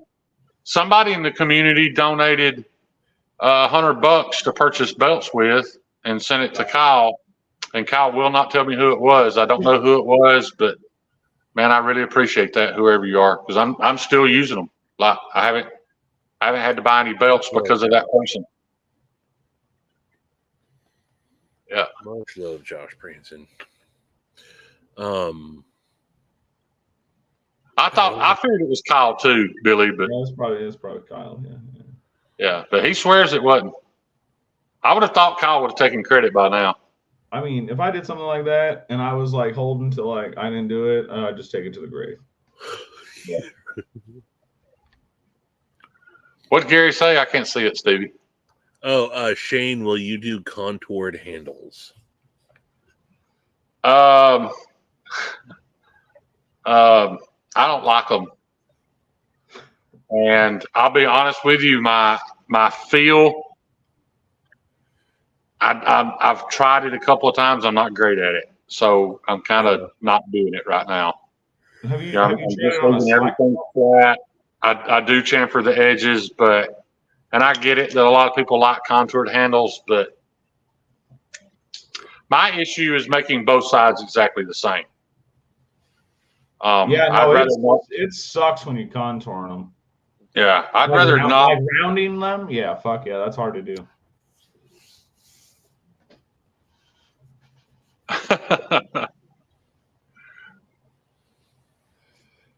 Yeah, I'd rather not do it and do it poorly than do it.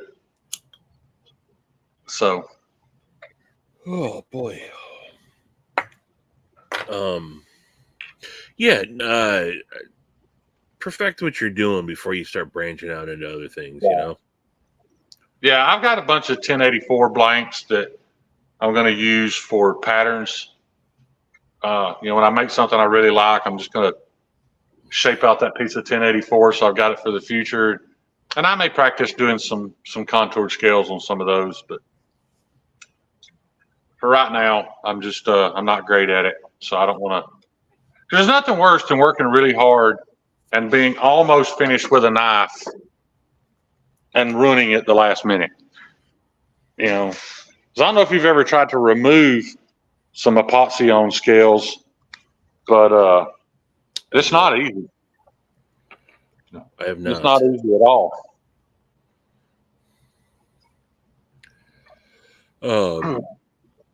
Got to walk for a minute.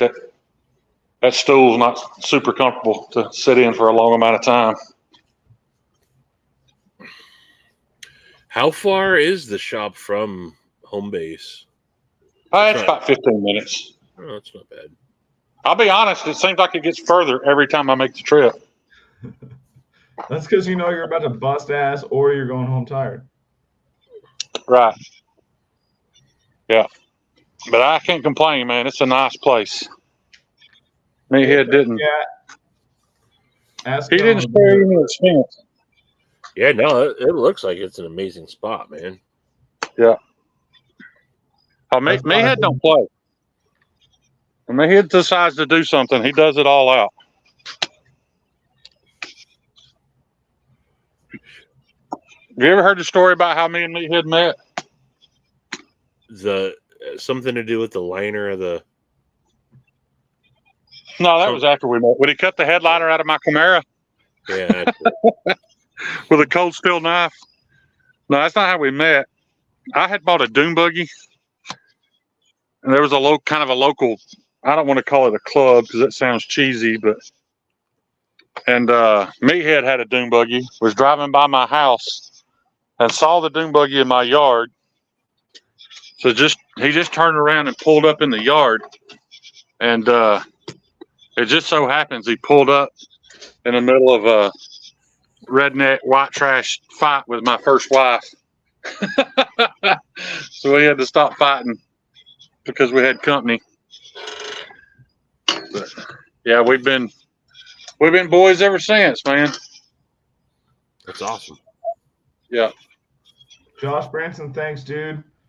I had fun building that one for sure. I didn't even proto it. She's got like the first one. Yeah, Man, I appreciate your swing too, by the way. You're still in here. This is awesome to come sit and take a break. Oh man. One of my biggest worries, Stevie, driving back and forth here at night, is I haven't made this trip yet when there wasn't a deer standing on the side of the road watching me drive by. And I just know one night, especially when the rut starts, they're going to start jumping out in front of me. Yeah. Well, you need a bigger truck, bud. Well, if I was in my truck, well, that's the difference. In my truck, I wouldn't care as much.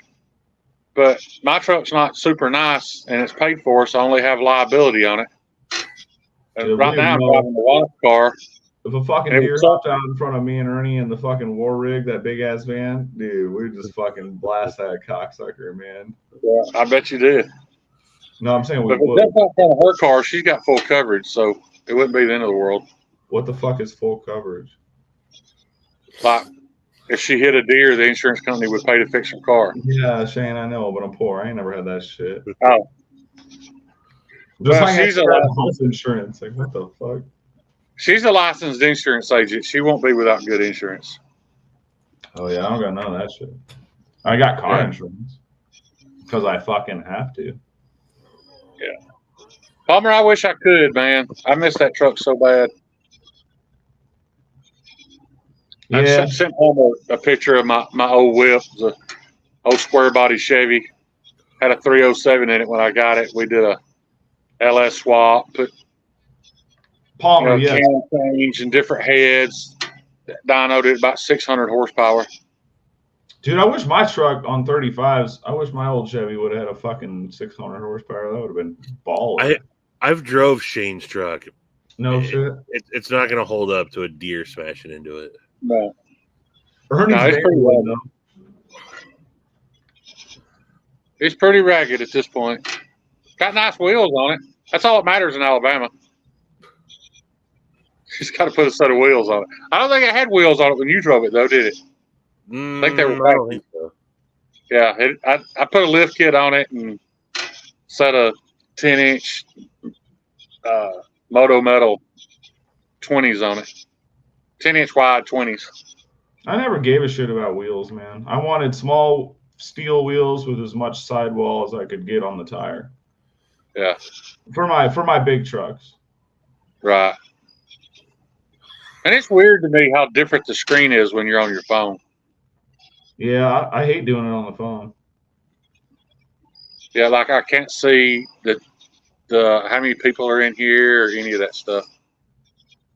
Paul, I just drive a 07 GMC Sierra 4-door Z71, which don't sound bad, but it's a little rough. You got 47 folks in here. Oh, okay. There's 50 people in here. I know, right? They're like, look at this kid with the big eyes. It's weird how you can have so many people in, but it's like the same 12 people that are chatting. Some of them you don't even know they're here. Lurkers and stuff, man. But that's all right. Let them lurk. Yeah. I think Yeah. especially on a Sunday night. If everybody that's watching would just type a hi, that'd be cool. I'd like to see if there's people I don't recognize. Yeah, 'cause I know like a lot of times on your lives, I usually have something going on. And so I have it on and I don't, I'm listening to it in like my earpiece, Right. having dinner and stuff. Maddie, I wish there was sex bots. We're gonna die before that cool shit happens. Todd Before Carr. what happens? Sex bots, like like cyberpunk style futuristic Android sex bots. Oh yeah. I need to play that game, but I've kind of What game? What are you talking about? Yeah, what the game game is that? Cyberpunk Oh. 2077. I just meant like cyberpunk in like style. Real life. Yeah. Yeah. See, there's a new one right there. Yeah. I don't even know if I know who Autumn Wind is. Maddie, we're just not that lucky, bro. I know. I came to grips with it. I will never see the apocalypse. I will never see the meteor. I will never see sex bots. Demonoc, I lurked for a good year before I finally started talking to folks. Yeah. Ernie has told me I need to lower my standards. Steve, it was a year before I figured out how. Yeah. But I just assumed it was you had to be, I don't know, invited or something. I didn't realize just anybody could do it.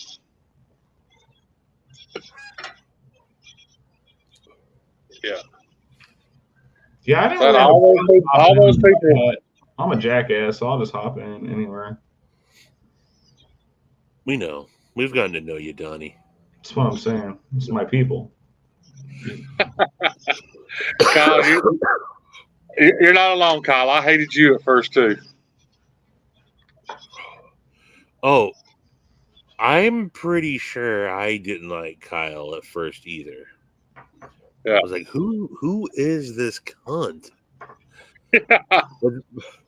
but then, dude, Kyle's got sick burns though. Yeah. And I Yeah. was like, God damn it, dude! I can't hate this guy. I think we were arguing one day, I and didn't then know like D-Metal was in here.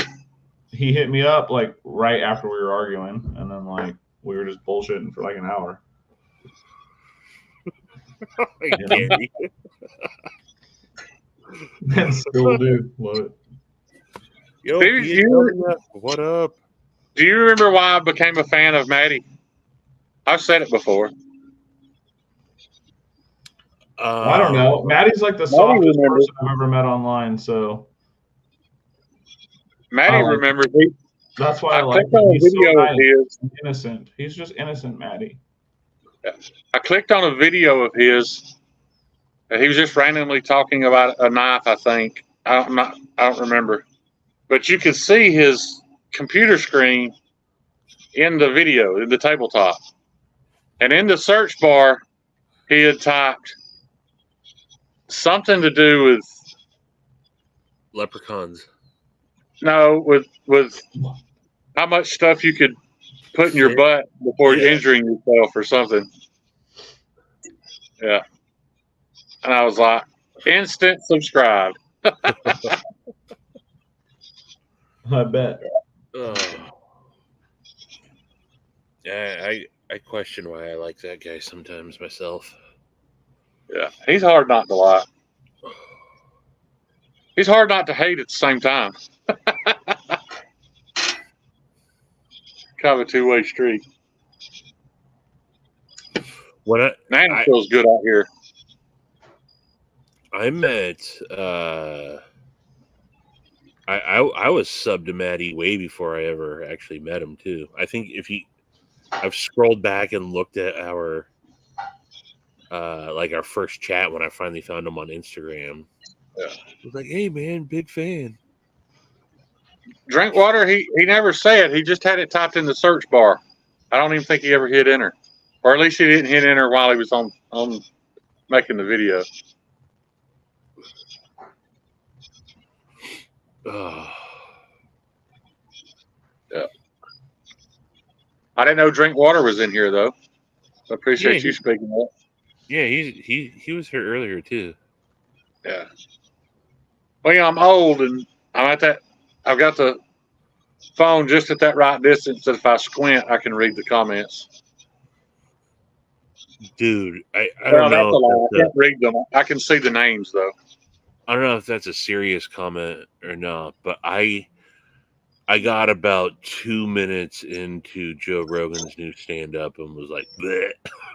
Yeah, dude, it was fucking just retarded. It was dumb. I was a huge fan of. I haven't listened to his podcast in years, but so like I went and like I got to do like a meet and greet with him and like all sorts like way back when. Really? Yeah. Yeah, I loved his like Shiny Happy Jihad. I think is a hysterical album. But I don't know. Something. So I just started recently watching that dude's podcast. Maybe I'm not snobby enough, but I thought it was okay. I didn't hate it.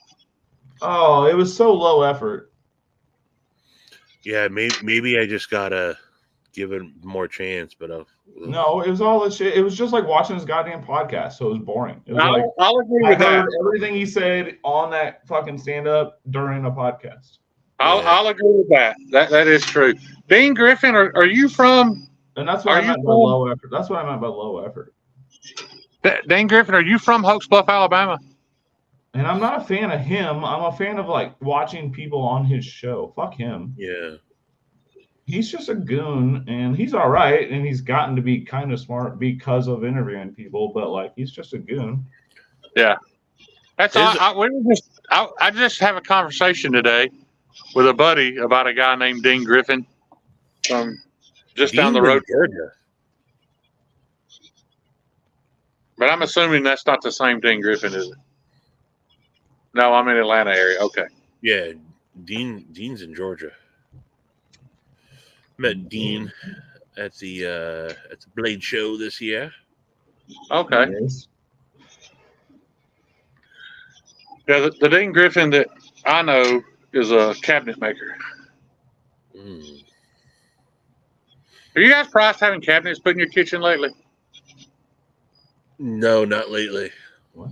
You know what it costs? I've got let me remember, hang on. I've got either 16 or 18 feet of counter space in my kitchen. And for new cabinets, the lowest quote I got was $35,000. What's wrong with your cabinets? There was nothing wrong with my cabinets. Why the I fuck woke you up one morning and my father-in-law was tearing them out, throwing them in the backyard. Well, that's what I asked. I said, "What's wrong with them if you need new ones?" Yeah. There was nothing wrong with them. And Well, there wasn't, but now there is. yeah, but he decided you'd But have to you guys understand give them our used dynamic. ones. You buy used cabinets. You buy. My wife was born in a very wealthy but very conservative Southern Baptist home, and they did not want her to marry me. I understand it. I get it.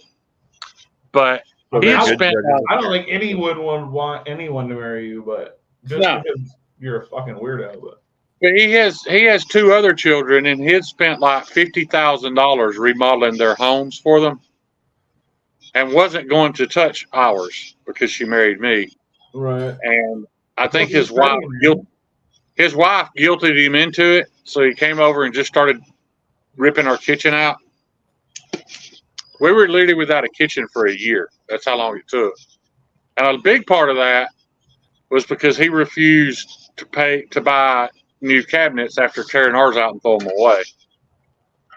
So instead, he bought what I would equate to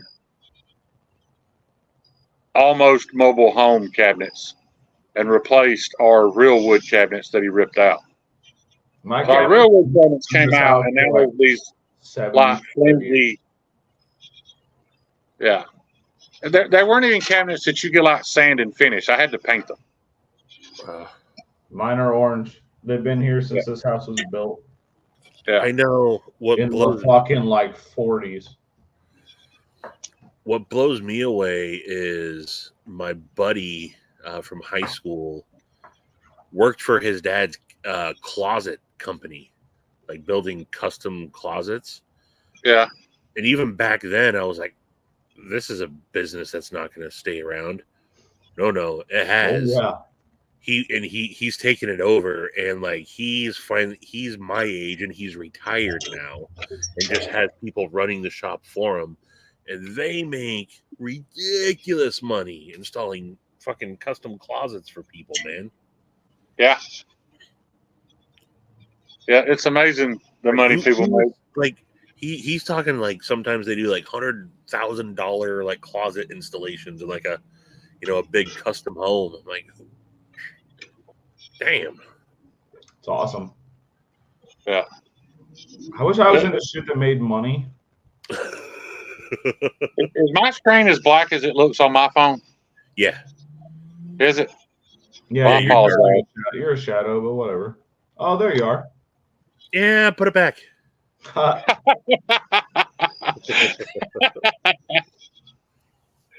Oh man. I had a job once where we would go in and remove rooms from houses.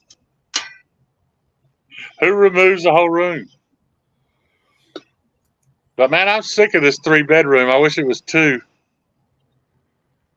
My house is a 2-bedroom house. Yeah. Small house. I had a buddy of mine that had a really cool closet, but he did it himself. It was back when I used to bass fish a lot. Meathead's the one that got me to bass fishing. I guess you've noticed the bass boat in there, but he had this closet in his hallway. When you opened it, like the floor was at 45 degrees. It went up 45 degrees and met the wall, and the floor and all 3 walls were covered in like boat carpet and had all these rod holders and high dollar fishing reel holders. It was just a flex. So when these buddies come over, like, check out my fishing gear. Sounds tacky as fuck looking though. And you can all come out of the closet together. Well, if you're big into bass fishing, I guess, like I said, it's just a flex. just like people building, the gun rooms with the damn high dollar shit on the walls to hold all their guns. Don't need it, but I guess we can't all be Matt Carricker, can we? Oh, hey, earlier, Shane, you mentioned getting Cam Hanes one of your knives. I brought this up before, and I guess I never talked to you about it. I asked last time I was down in Medford, Oregon, I asked if anybody knew who Cam Hanes was, and no one spoke up. But he lives down in Medford, and he was just jogging. I was driving to an appointment, and I was like, wait a second. I put down the I thought it was him, and just from my rental car, I go, keep on hammering. And he turned around and was like, hey, what's up? That dude runs like 100 miles a day. A day, yeah. It's 100 stupid. miles a day? Like you think, like, surely you can't be serious. That this would kill me. I would This die. dude's a savage, man. Damn. Yeah. I'm a little bitch. Yeah, I know him and Goggins were supposed to do some recreational running together, but I never heard anything about it. I wonder. I'd like to see those Goggins, two run. like the actor? David Goggins. David Goggins, the I I don't know ex-Navy what he SEAL. is. My bad. You know who I'm I'd like to talking see those two. I'd like to see those two run to see who quit first. But I feel like they're so competitive, somebody would have to die. Palmer, not on that trip, but I've been down and met with good old. That's Pocket Razors company. Oh, is it? Yeah. I always wonder why. Don't you have a hat or something from there? No. Or a T-shirt? No, Big Red does, don't Yeah, Big Red does. Okay. I was wondering why he was showing that off. I didn't know it Yeah, was associated. Yeah, Pocket Razors owns that company. Oh, okay. And they're the ones that supplied Zach in the Wild, or Zach, what's his name, works for Workshop now. Yeah. And Zach in the Wild is driving around the Tacoma that Pocket Razors built. We had a meetup. Pocket Razors helped organize a meetup last year at Worksharp, which is actually in Ashland, Oregon, which is right outside of Medford, Oregon. And that was cool. They were very good hosts. Yeah.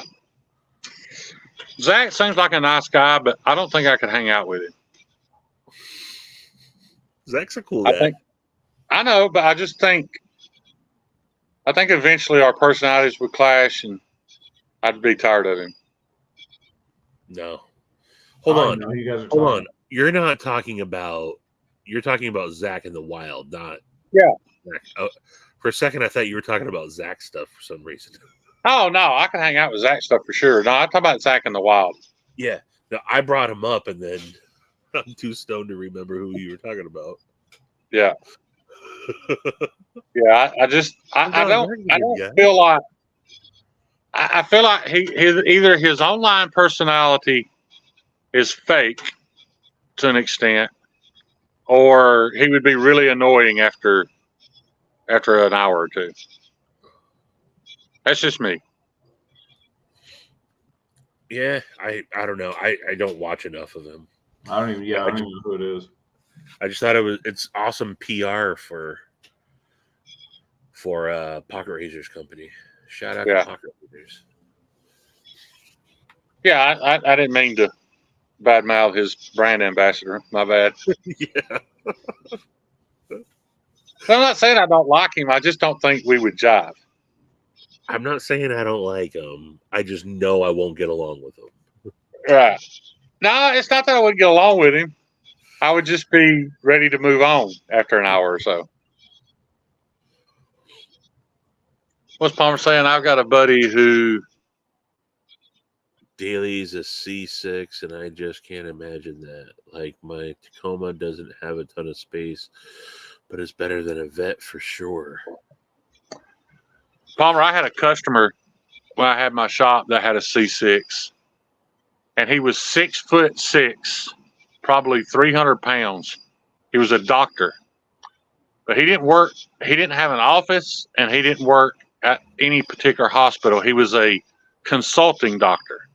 So like he would just go from hospital to hospital and like look at people's charts and give his opinion on stuff. Made a ton of money, man. This guy, he had a Range Rover, an Escalade, and he dailied that C6 every day. Brought it into me one time. It had 290,000 miles on it, and it was skipping.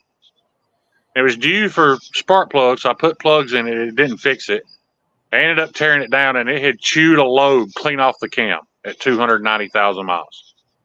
We put a cam in it, and I don't know how far it would have gone because his wife killed him about 3 months after that.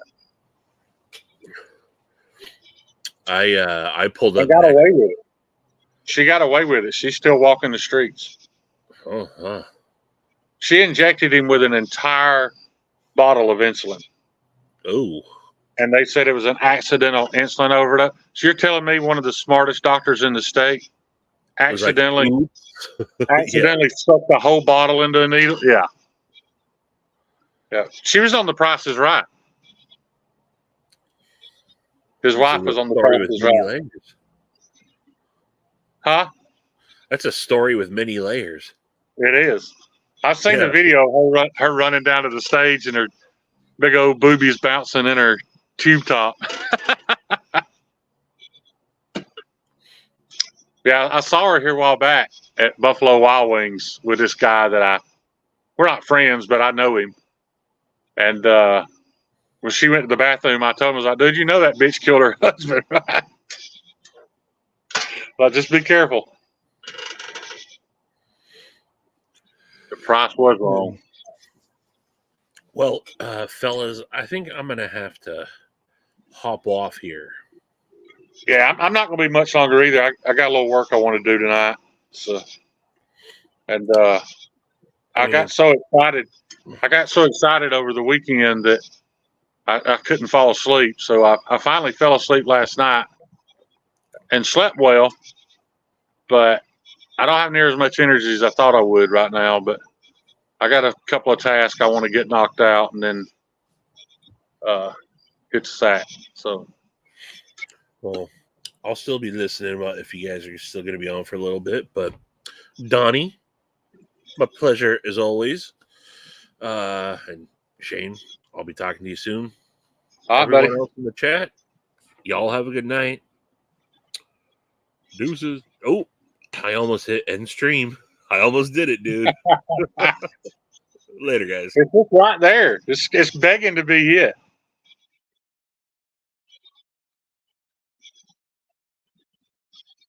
I'm surprised Billy's still in here, man. I figured he'd have to be.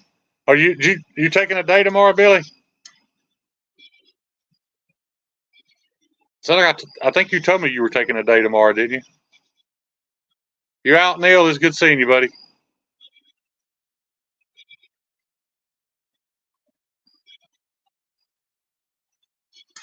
Yeah, Donnie, Billy was telling me he's really got the itch, getting motivated, wanting to make some shit, and ever since they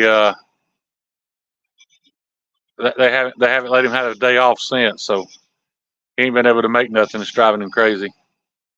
Yeah, I got fucking COVID. COVID ain't real, dude. What are you talking about? That shit don't exist. I'm kidding. I had it. Damn near killed me. From what I understand, though, the people that are getting it now, it seems like it's not as life threatening as it was. I'm not a doctor. I'm not positive on that, but the people that I know that have got it, it's just like they had the flu for a week or so. You're muted, Donnie. Society got used to the flu. That's what I was going to say. Oh, okay, yeah. Yeah, that's what we do as humans, Something comes around. A bunch of us are going to die, but, like, fuck it. And then we're just good. Yeah. I'm not saying it's still going to affect. The flu still kills a bunch of motherfuckers all the time. Oh, yeah. Yeah, especially if you already have health issues. that's what I'm saying. Like, yeah, I think we agree. But Donnie, I had every risk factor that you could have that made you more susceptible of dying of COVID. I had it. You know, everything on that list, it pretty much was me. And then when I got it, I'd gotten to a point where I couldn't even speak. Like I couldn't move enough oxygen across my vocal cords to make sound. And I got up one Tuesday morning in December. Somebody had brought me a O2 monitor. And I put it on my finger, and I was at 72% dissolved oxygen.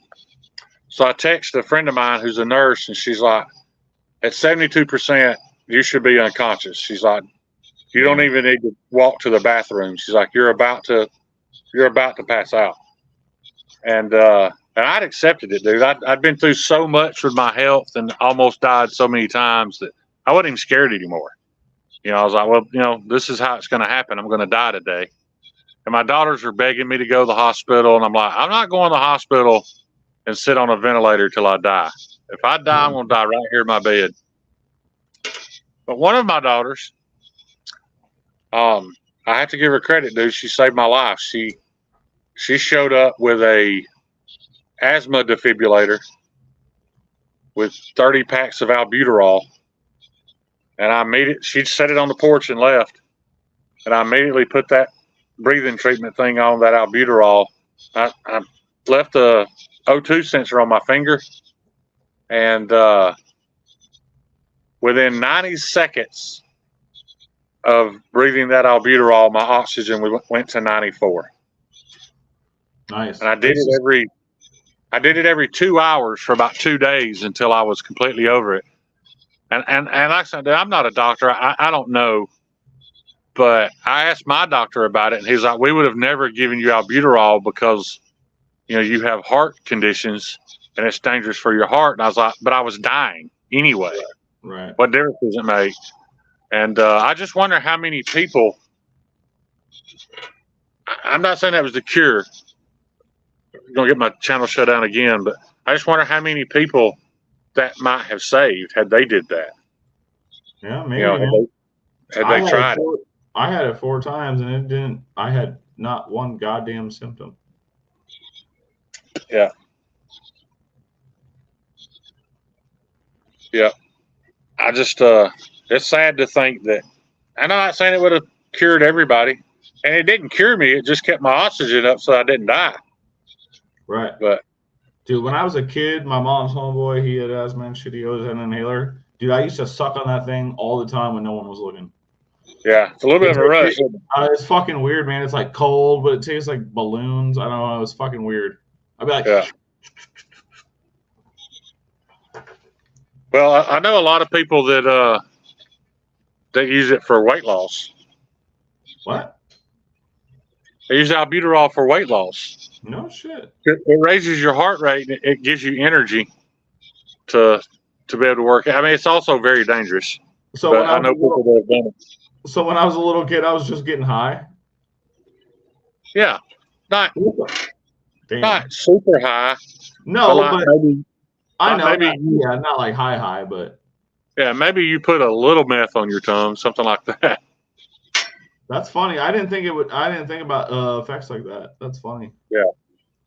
Wait a minute, maybe I'm wrong. Snot rag might be right. It might be clenbuterol. But I know there was a big black market for it around here at one point in time. One of the trainers at the gym was getting it for all these chicks, and they were losing weight. I may have them confused, snot rag. My bad. I refuse to call him Snow Trog.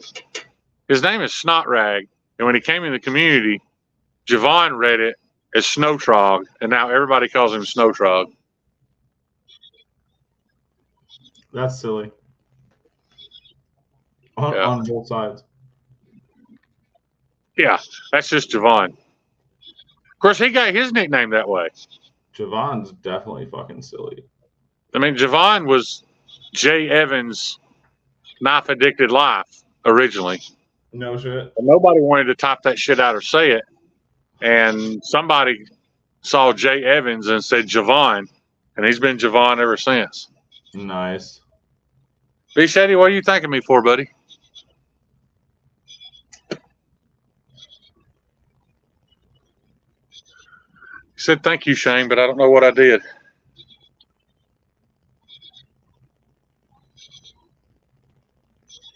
Jeffrey Dawson, do you keep it in like a Tupperware under the bed or? I tell you a good way to lose weight too. That's Drugs?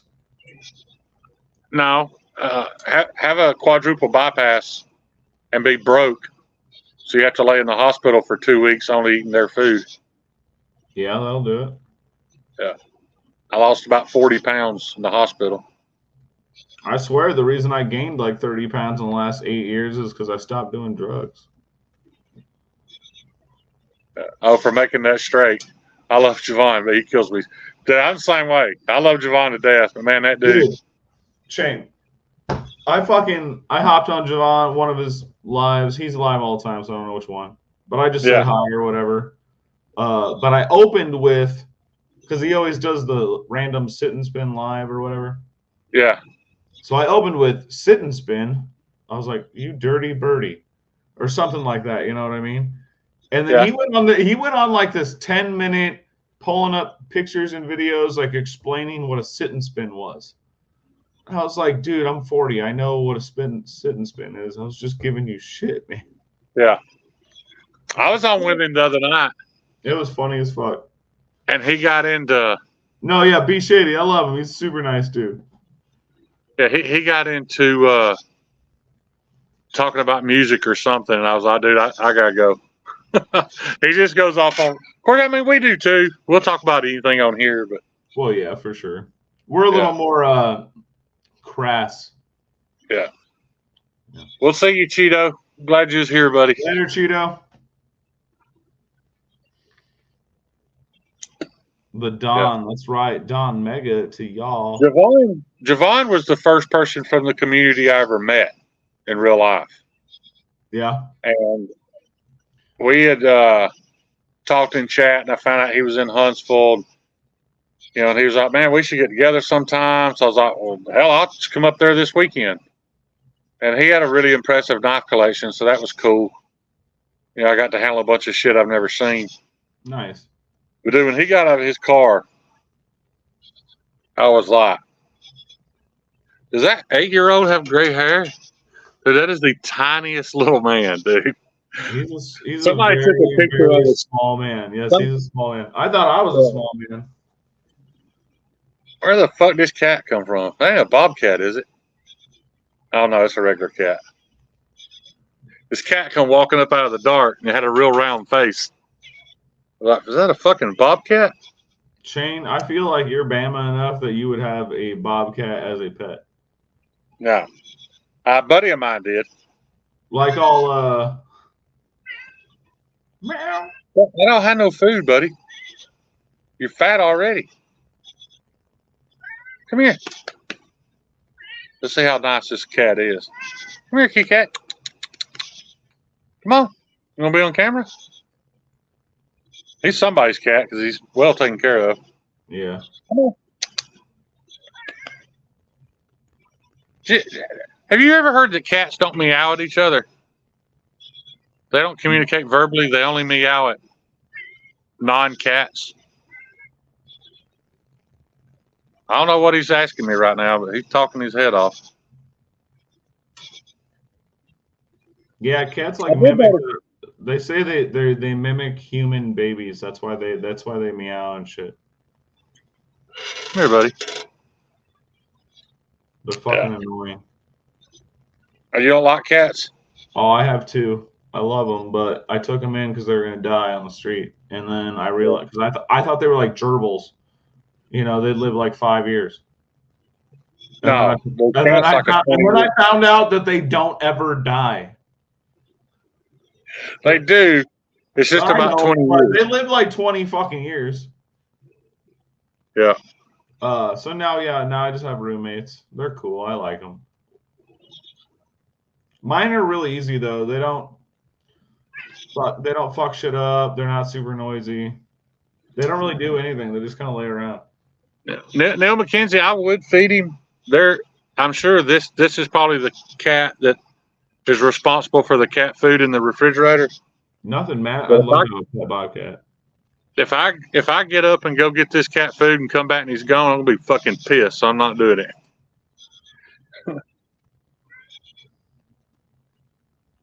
He's definitely used to being here. He's just laying over there chilling. You know. Fuck it. We'll give it a shot. Let's go see if he's. Cats Come are on, so kitty. sluts. Come on, kitty. No, see? I'm going toward. No, maybe he's following me. Come on. That's what I'm saying, man. Cats don't care who's giving the food or love. Oh, yeah, there's a food bowl right there. And I know this cat don't belong to me yet. There's a food bowl over there and a water bowl right here. He knows exactly what's going on, dude. B Shady No, I said ain't letting you in the B Shady said he wants a fixie, Edgy. shop. Yeah, there it is right there. Bag of cat food. Meathead's gonna watch this and be like, all pissed because I fed it and it won't go away. Come on, kitty. You hear me about B Shady? What'd he say? That motherfucker left. I told y'all you'd do it. Oh, there he is. Never mind. He wants a fixie. B Shady wants a fixie. Yeah, Yo Jimbo is what he said. I guess he's talking about the trailhead, the one that looks like a Yo Jimbo.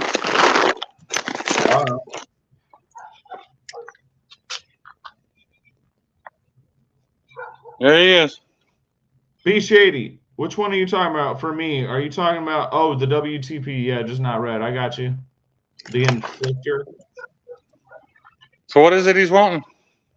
He wants your Yo Jimbo looking one. All right. I can have that ready in just a few days, buddy. Oh shit, B Shady, how ready are you, bud?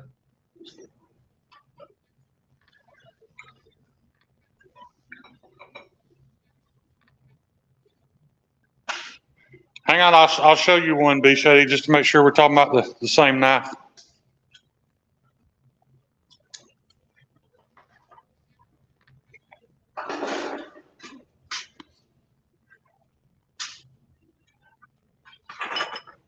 Shady, are you talking about this one?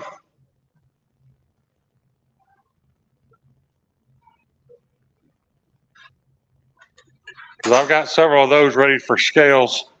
I've got that one that's will be acid stone washed, and then I've got some that aren't. So you can pick. If you want acid stone washed, I got that. If you don't, then I can just do it satin. Shady, yeah, buddy. We can talk to you, man. It'll be later in the year, bud. Yeah.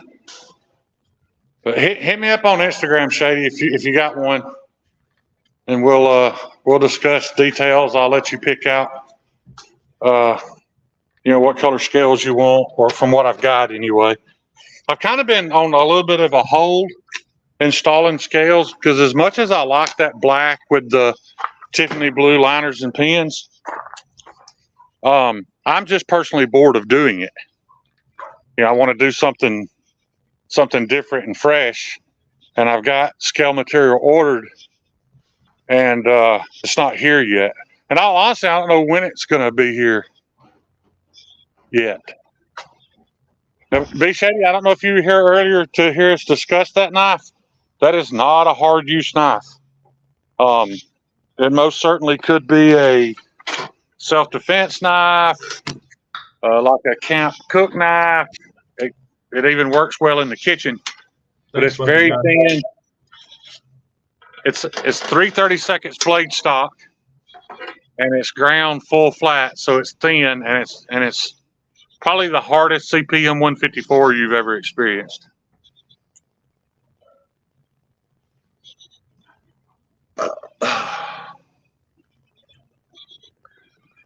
That's exciting. I get to finish one of those. Like I said, I need a Jack Wolf killer. Yeah, I've got an answer for that little Jack Wolf fixie coming,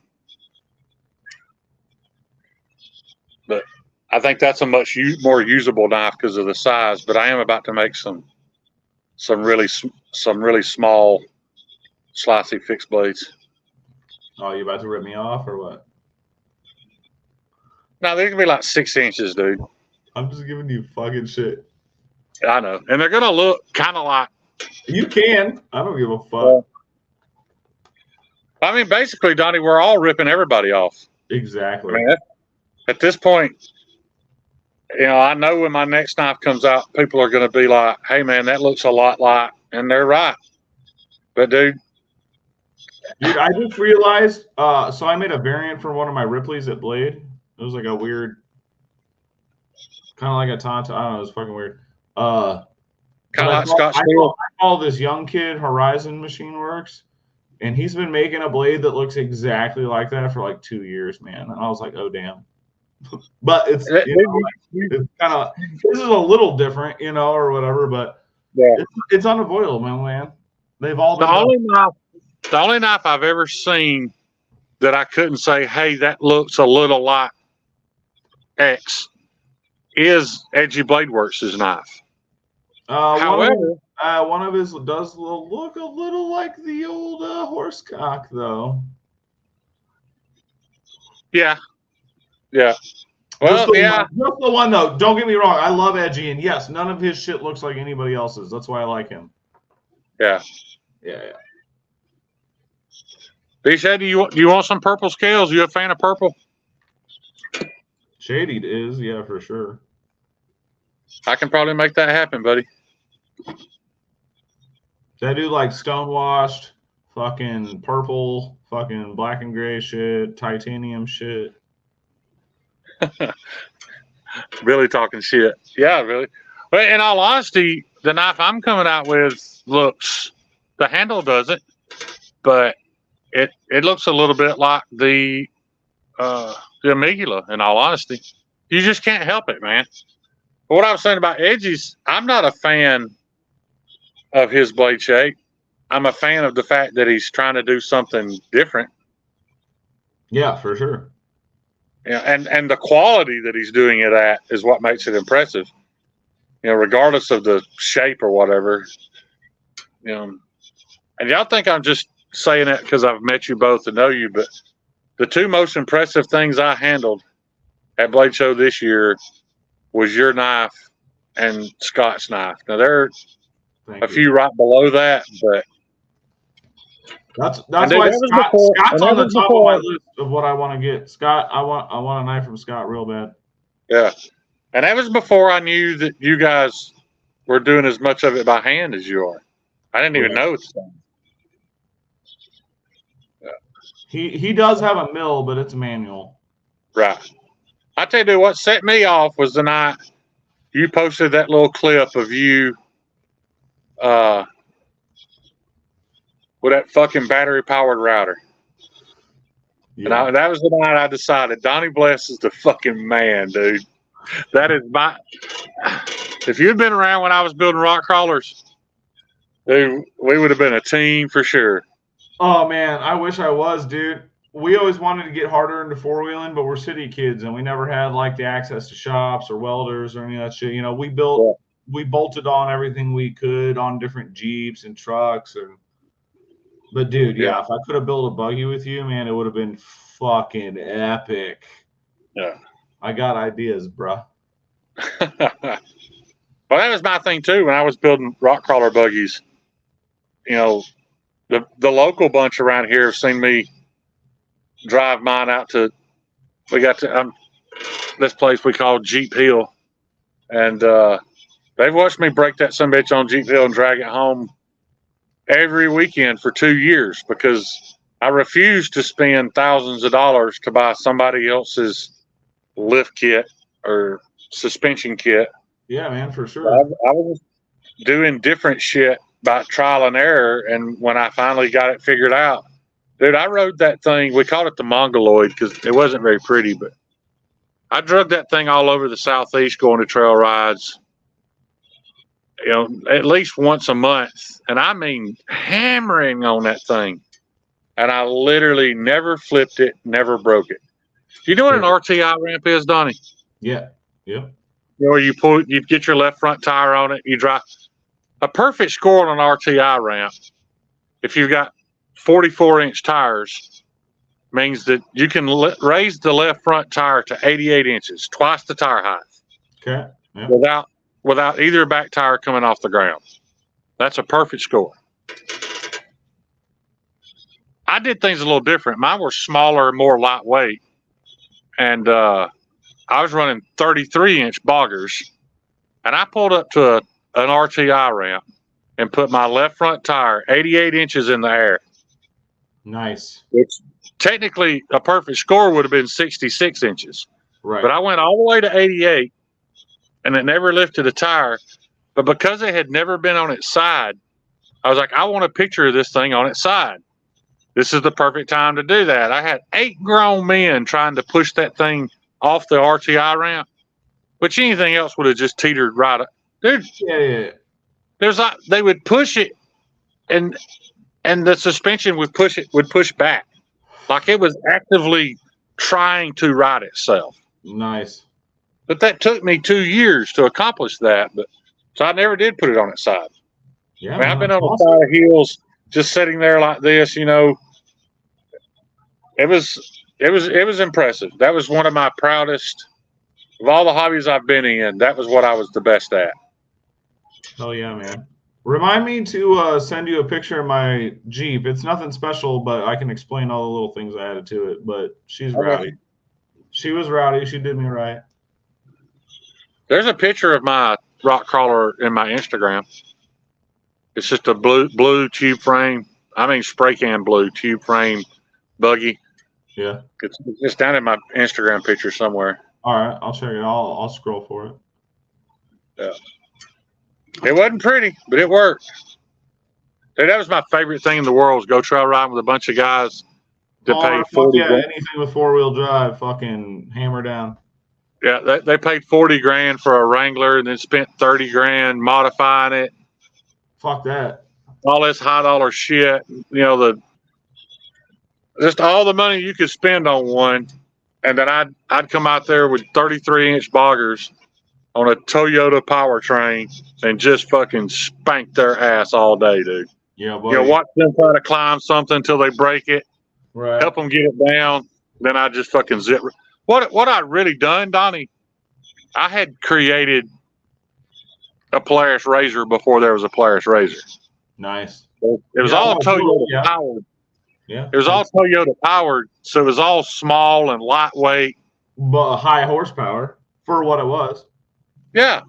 Yeah, I mean, 100 horsepower was plenty to pull what it was pulling. When you see it, you'll see what I'm talking about. Fuck yeah. There's no body on it. And a lot of people are like, man, if you did this, it would have looked better. I'm like, you don't understand, dude. I didn't care what it looked like. I cared how it worked, how easy it was to work on, and I wanted to make sure I could see both front tires at all times. Right. Because if you can see your tires, that's a huge help. You don't end up putting a tire in a hole where it don't need to be. Dude, I had dreams of dovetailing the front and rear of my Jeep at some point. It would have been so awesome. Yeah. But we had this property that we rode every weekend with some gnarly ass hills, and they constantly changed. So we used to tell people, hey, just because you climbed this hill last year don't mean you can say I can climb this hill. No, the ruts are 18 inches deeper now and blah, blah, blah. But dude, we had access to that land for I wasn't riding it the whole time, but some of the old timers had been riding it for 25 years. And then we found out it belonged to the city, and the city decided they were going to put this mountain bike trail through these woods. So they ran us off. They blocked all the entrances and started threatening to throw us in jail if they caught us out there. And everybody was mad about it. Everybody was mad about it, but I was like, hey, y'all, how about the fact that we had access to this land for 25 years? Yeah, for a long fucking time. Yeah.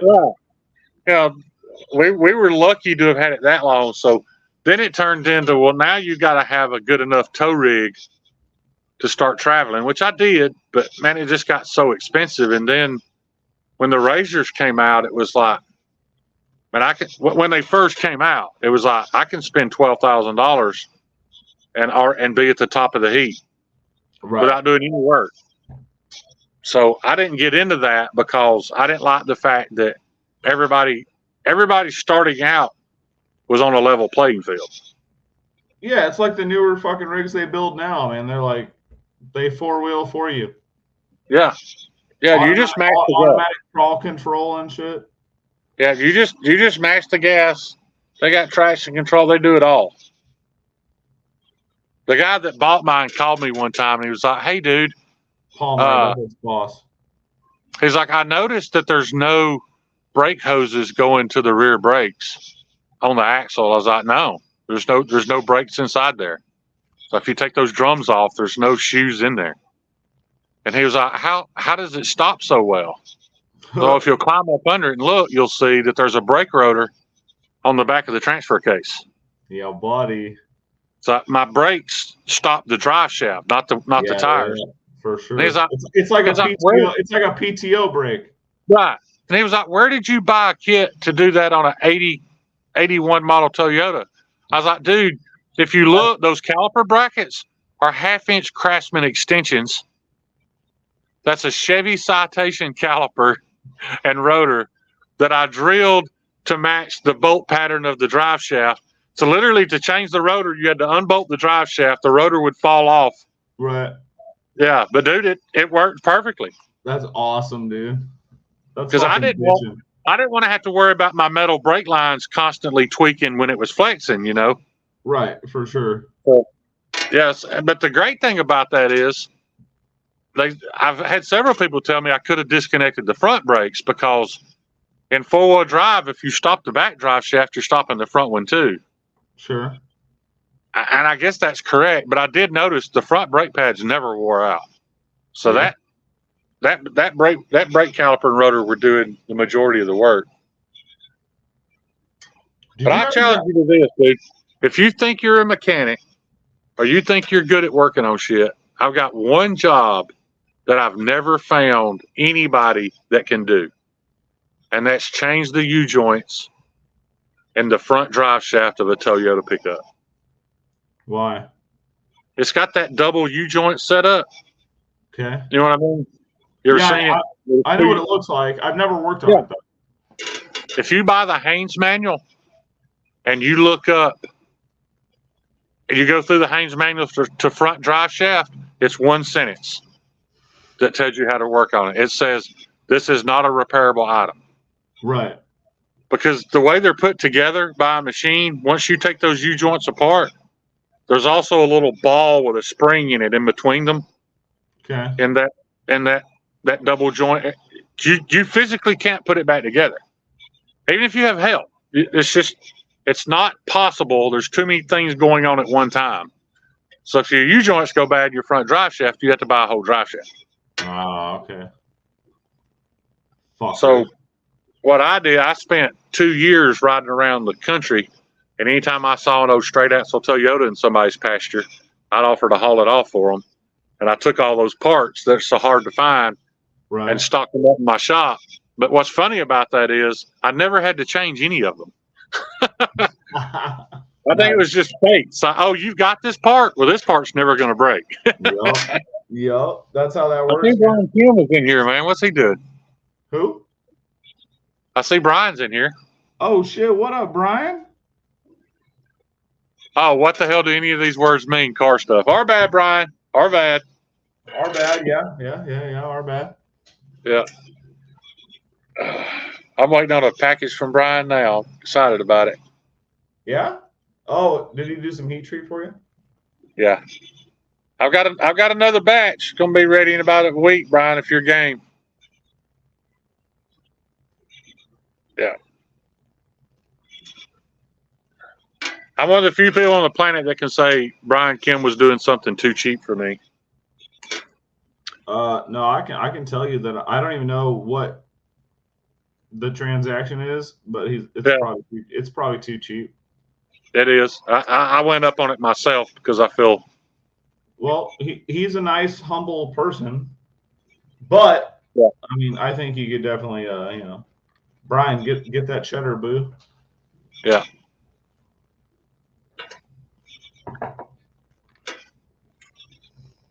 I agree 100%. I just didn't feel right. I feel you. And I just like busting Brian's balls because, well, he takes it and he's really nice. And somehow he handles me. I don't really know how. I don't get it either. You Dude, two are the most. I have, all right, so you know how like you and One of the me, most opposite people I've ever met. you know how you and I hit each other up or whatever, and we were kind of like, oh, I thought you were a dick, but we're cool. Yeah. So that's been like one-sided with me and Brian for like 2 years. Like every once in a while, I fucking message him. I'm like, bro, sorry if I was being a cocksucker or like busting your shit too much or whatever. And then he doesn't message me back for like 3 days. But then like 3 days later, he's like, I don't care. I don't think you were being a dick. I thought it was fine or whatever. Blah blah blah. Like, yeah. I love Brian. He's a good sport. Do you remember? He can put up with me being a jackass. Do you remember what started mine and yours friction? It was the word "good old boys." It was the term "good old boys." Yeah, it sure was. I thought about it for a long time, but yeah, it was the term "good old boys" because around here that's not like a good term. And why I took it personally? Well, I know why, but well, it's because I did too. Because I mean, you're all fucking bammed up, so like I'm thinking like, all right, well, this dude's a piece of shit then, you know what I mean? Like, but you're not. We were just like having a regional miscommunication. Yeah, because I consider myself a good old boy, but right in my part of the woods, a good old boy is a guy that you can call to come help you. He's like a community. He's like a community man. Yeah, he's like a community man. Yeah. I didn't even realize there was another definition. You know, that people up here we be referring to like like motherfuckers that be dragging fucking the gays or blacks from the backs of the trucks. You know. Yeah. I get it. You know, like redneck, racist, good old boys. How crazy is it, Donnie? You and I just had this conversation last week, but how crazy is it that Alabama has this reputation, but you've seen levels of hate and racism that I've never even experienced. Dude, living in Alabama. It fucks me up when we talk about it because I'm like, what are you talking about? You're from like Alabama. I know, and I'm not saying it don't exist in Alabama. No, I know. But it's personal experience. If it does, it's not here local to me. And that's good. Yeah, but you are right. I'm sure there's things that I don't see because like you were talking about. I've not been in the car with a black friend when he got pulled over, so I'm sure there's levels of that I don't witness. But yeah, most everybody I know, dude. And comparingly, I'm from a big city compared to you. You know what I mean? Right. Yeah, I'm sure in Birmingham it's different. For sure. Yeah. Yeah, Huntsville being our second biggest, it's not because Huntsville is so progressive, and Huntsville is not even Alabama really. All right. I mean, I don't know how to explain Huntsville, dude. It's super progressive, but it's not like offensively liberal. It's just everybody's just so damn nice, because they've all got a great job at NASA and they're making all this money and I don't know. It's a different environment. I guess the cat likes me now after I fed it. It's up here getting some love now. Later, budget guy.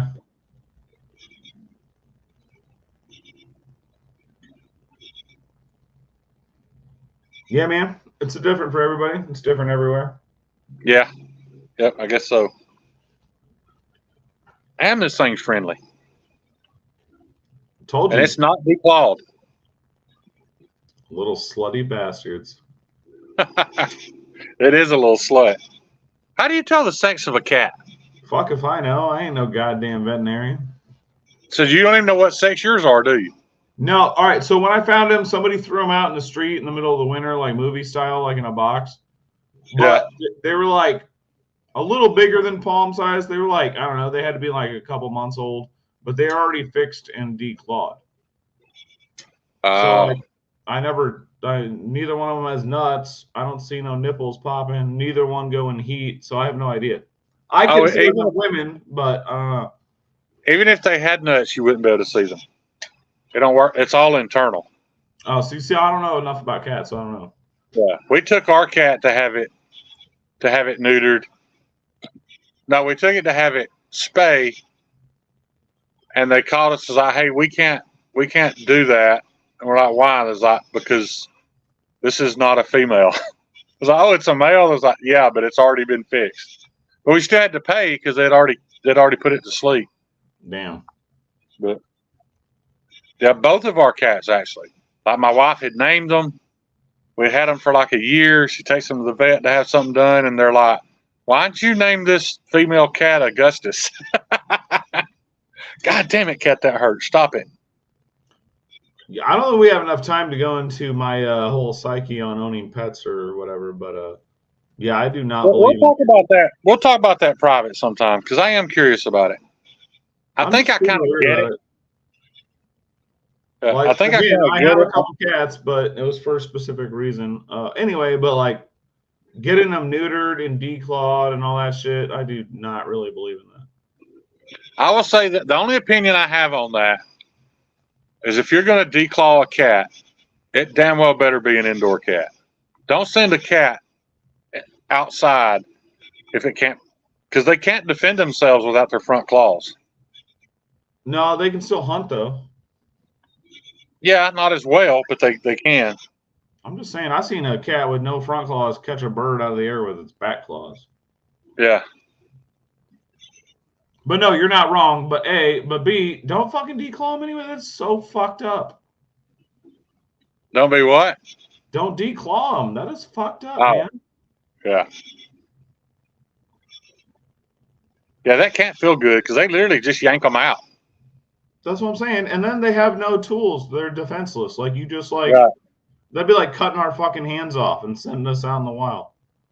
I'm saying all that while I'm sitting here, and this thing has probably poked 147 holes in me while I'm petting it.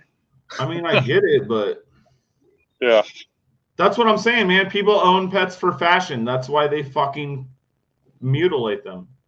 Right. See, don't get me fired up about people owning pets. I was really good tonight, Shane. I tried to fucking not get all wild. I kept it toned down. You did. But like I said, dude, I'm the biggest proponent you'll ever meet of having your opinions. No, I know. And people can take them or leave them, you know. No, fucking A. Yeah. But I am fixed to go in here and get some knives shaped and get home and get to bed. I feel you. I gotta be like fucking 5:30, so I'm about to eat some Oreos and pass the fuck out. Oh shit, cat. This thing not only likes to be petted, it's very demanding about it. Well, kitties. It is very in your face, like fucking love me now. Typical. Bro. Yeah. I knew it wasn't hungry. It didn't eat much of that food. Meathead's probably gonna be pissed because I threw too much out on the concrete for it. You're gonna have them raccoons pop up. Yeah. Brian, I agree. I love my dog to death, dude. Our dog has provided us with so much love and just enriched our lives. And I think she's pretty happy. Seems it anyway.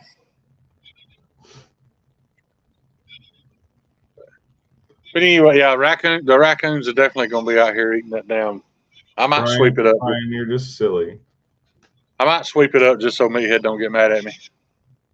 Brian, I might not even be mad at you if you put dog shit in my mailbox because that means you came to Omaha and we'd have to hang out for like 4 minutes. You'll take the dog shit, huh? Yeah. Dude, one of the funniest live streams I've ever been in was one of the Knife Modders live streams. Yeah. and they were talking about visiting Brian. And Brian's like, yeah, man, y'all should come. It's like, you can even stay a couple of days and all this. And they were like, really? And they're like, dude, don't be playing. We'll take you up on it. And right in the middle of the live stream, Brian's like, Mom, can I have friends over? Dude, I was dying laughing. Brian's asking his mom permission to let his friends sleep over. It was awesome. As funny as that sounds, I get it. That's funny. Yeah. Because we all used to get tickled because he'd be sitting there doing a live stream and she'd come in, bring him a little snack on a saucer, That's awesome. Yeah. Dude, I tell you what, though, if I still, my mom would do that, if I was still up in my house, at my mom's house, that's for sure. Yeah, my mom can't anymore. She's almost wheelchair bound at this point, but she's 74. Yeah. And she is. My family tree doesn't typically have a lot of longevity in it, so Sure. she's outlived most people in her family. She's done pretty well. Nice. But I don't know what I'm gonna do when she's gone, but I went by there today, check on her, and I walked in. I was like, Mom, what are you doing? She's like, I'm watching Vampire Diaries. I'm like, Vampire Diaries? She's at a point now where all she can do is watch television. So she's started to binge watch all these different series. Nice. I just never saw my mom watching Vampire Diaries, but whatever. Whatever makes her happy, man. Let it rip, man. Yeah.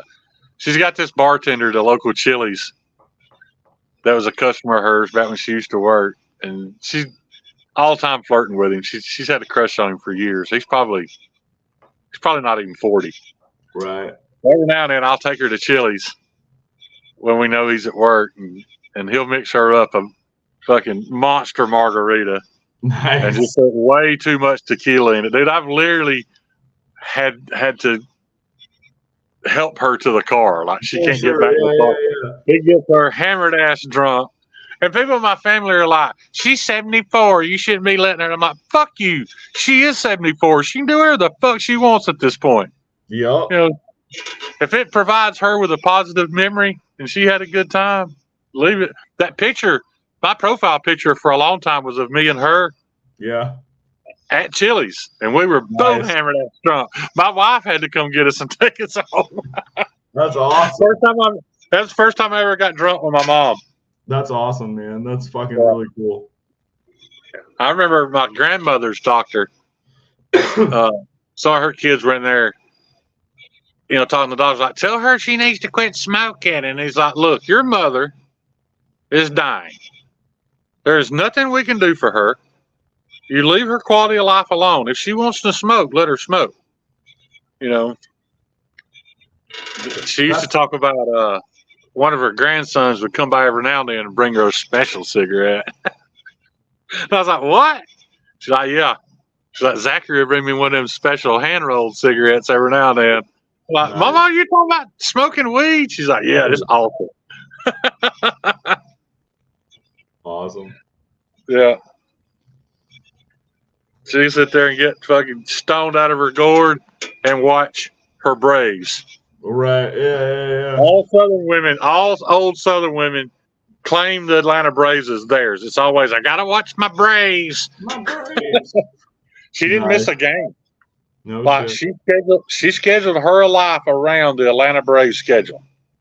If the Braves were on, she had to be in her chair ready to watch it. It was legit, like, it was the center point of her life. Yeah. With her Braves. So you ask anybody from Alabama or Georgia about their grandmother and her Braves. Nice. I think they're just not looking at them baseball butts is what it is. Oh, they wanted more. Yeah. Eminem's Knife says alcohol does not create memories. I disagree, man. That'll always be, when she does pass away, that'll be one of my fondest memories that day. Just seeing her happy and not in pain and enjoying herself. Hell yeah. Well, all right, Donnie, I'm going to end it, dude. I'm going to get here and do a little work, and I'm going to head to the house. This fucking cat will leave me alone. All right, bro. It's good hanging out with you and fucking everybody in the chat and shit. You too, bud. You guys know I appreciate any amount of time y'all spend with me.